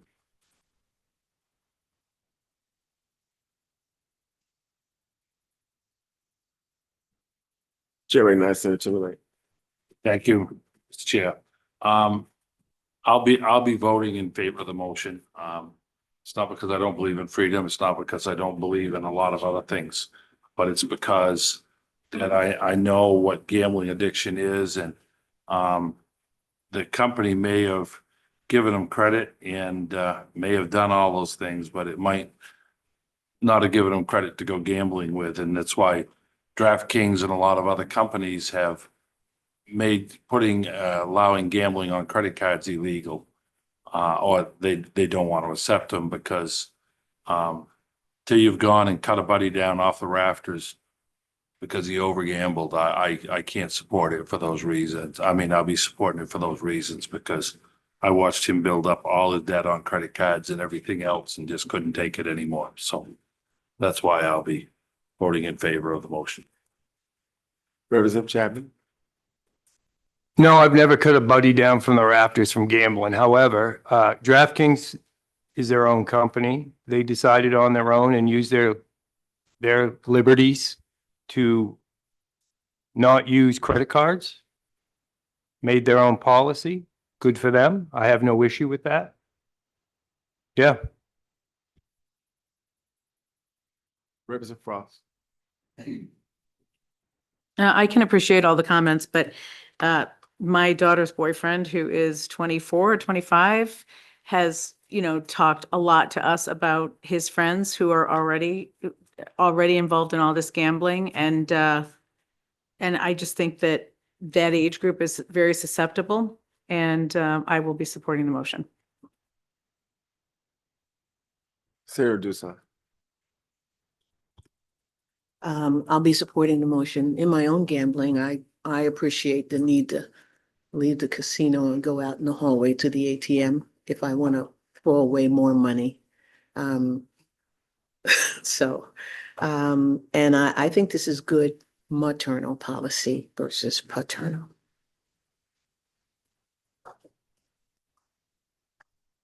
Is there any other questions? Thoughts on the motion? It's been made by Representative Mallon, seconded by Representative Topeka. Is the committee ready for the question? Madam Clerk, please call the roll. Thank you. Senator Doosan, Ought to pass as amended. Thank you. Ought to pass as amended. Senator Doosan votes Yes. yes. Senator Hickman. Yay. Senator Hickman votes yes. Senator Timberlake. Yes. Senator Timberlake votes yes. Representative Graham absent. Representative Terry. Yes. Representative Terry, yes. Representative Frost. Yes. Representative Frost, yes. Representative Chapman. Hell no. Representative Chapman, no. Representative Boyer. No. Representative Boyer, no. Representative Topeka. Yes. Representative Topeka, yes. Representative Hines. Yes. Representative Hines, yes. Representative Fredericks. Yes. Representative Fredericks, yes. Representative Faircloth. Yes. Representative Faircloth, yes. Representative Mallon. Yes. Representative Mallon, yes. 10 members voting in the affirmative, 2 in the negative, with 1 member absent. The motion prevails. Absent member will have until Friday at noon to cast her vote in abstention. Is the minority report ought not to pass? Ought not to pass. From Representative Boyer, yes. Yes. And Representative Chapman, yes, ought not to pass. Chair close the work session on LD 2080. No one jump out of their seats just yet because our analyst has something very brief for us to look at before we all go home for Wednesday at a nice early hour of 10 minutes to 3. It's 10 minutes to 3. I'm gonna let Michelle hand it around and I can talk to it while it's coming around. As some of you may have been aware, the Judiciary Committee considered a bill LD 517, an act regarding synthetic media in campaign advertising, which is a new title. The Judiciary Committee voted on this bill recently, but because this committee frequently is responsible for campaign practices and campaign finance law, they have asked our committee to provide input or feedback on the proposal. So they would like us to review the proposal. They've sent us a formal letter requesting,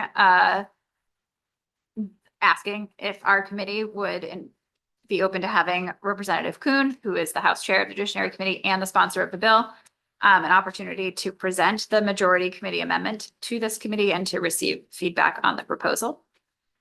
The summary of the majority committee amendment is provided here, and a copy of the report is also attached. So I'm distributing this to you now for your advanced review, and the chairs and I, if there is no objection, will schedule a time for Representative Kuhn to join us for that review. I will add the review, like, this is an informal review process. It's not like the public records exceptions review or criminal penalty review, but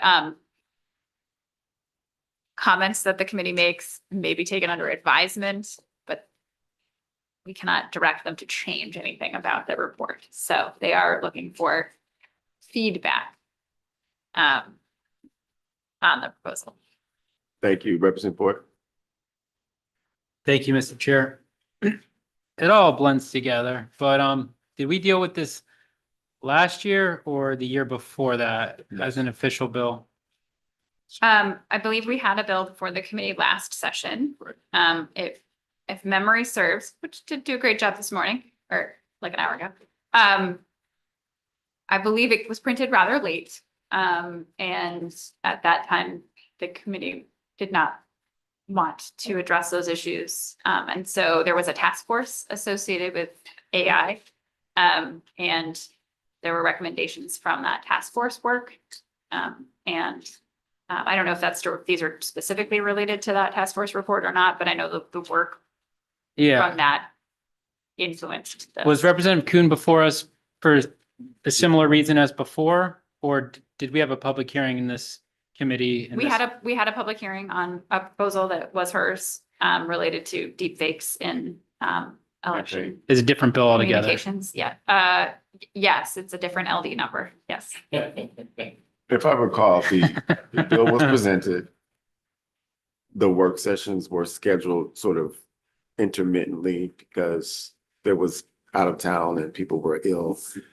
And there was a lot of questions from both the agency and the advocacy community about what we were doing and how it might negatively impact free speech and all sorts of other considerations. And so the bill sponsor asked us to kill the bill and that she would get permission to bring another bill back this session. And so instead of another bill coming back to this committee this session, the Judiciary Committee had a concept draft in her name. And the chairs reached out to the chairs of this committee to see if we had any objection to that committee taking that concept draft and drafting something having to do with the same subject matter. And I believe we both said fine. And so this is the result of that process, which is why this bill wasn't re-referred to this committee. Because had we said we had an objection, they would have re-referred the concept draft to this committee and we would have done all the work here. We didn't, we were feeling particularly covetous of the subject matter, given the work schedule that we had and the intercession inability to schedule work. So we said, sure. And so now this is a return to this committee with this legislation proposal fully drafted and we can read it. And I think we should invite Director Wayne for our review of this, just so we get the agency's thoughts, since this represents some regulation that happens there. And that's where we are. Any questions about that? Any complaints? Representative Himes?